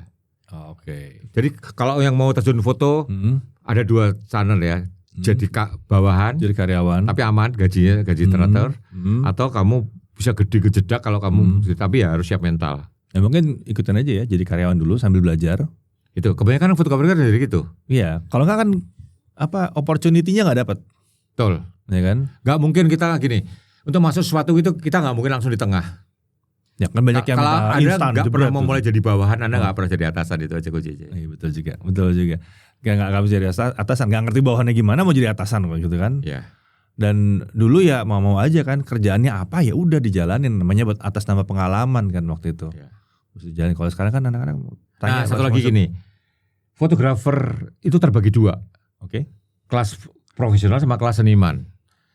Betul. Kelas profesional itu nurut sama klien. Profesi kan. Iya. Kalau kelas seniman klien akan nurut sama Anda. Sekarang banyak fotografer muda baru mulai aja udah mau diatur sama klien. Wah, bukan style saya ya. Lu susah maju ya. Jadi ingat ya, Anda mulai dari sebagai profesional dulu. Kalau Anda udah punya nama mau jadi seniman silakan. Seniman itu orang udah nurut sama Anda mau diapain juga. Ya, atau mungkin jalanin sebagai profesional, tapi waktu luangnya yang bukan buat duit, silakan jadi seniman di situ mungkin ya. Ya, untuk ngembangin style. Iya. Terus gini, style itu tidak mudah dirasakan ya. Jangan ngarang-ngarang style. Jadi ada seorang fotografer style tiap fotonya dia blur. Ada tangan kanannya itu dimaksa malah jadi jelek ya. Style itu muncul sendiri kalau ada serius kok.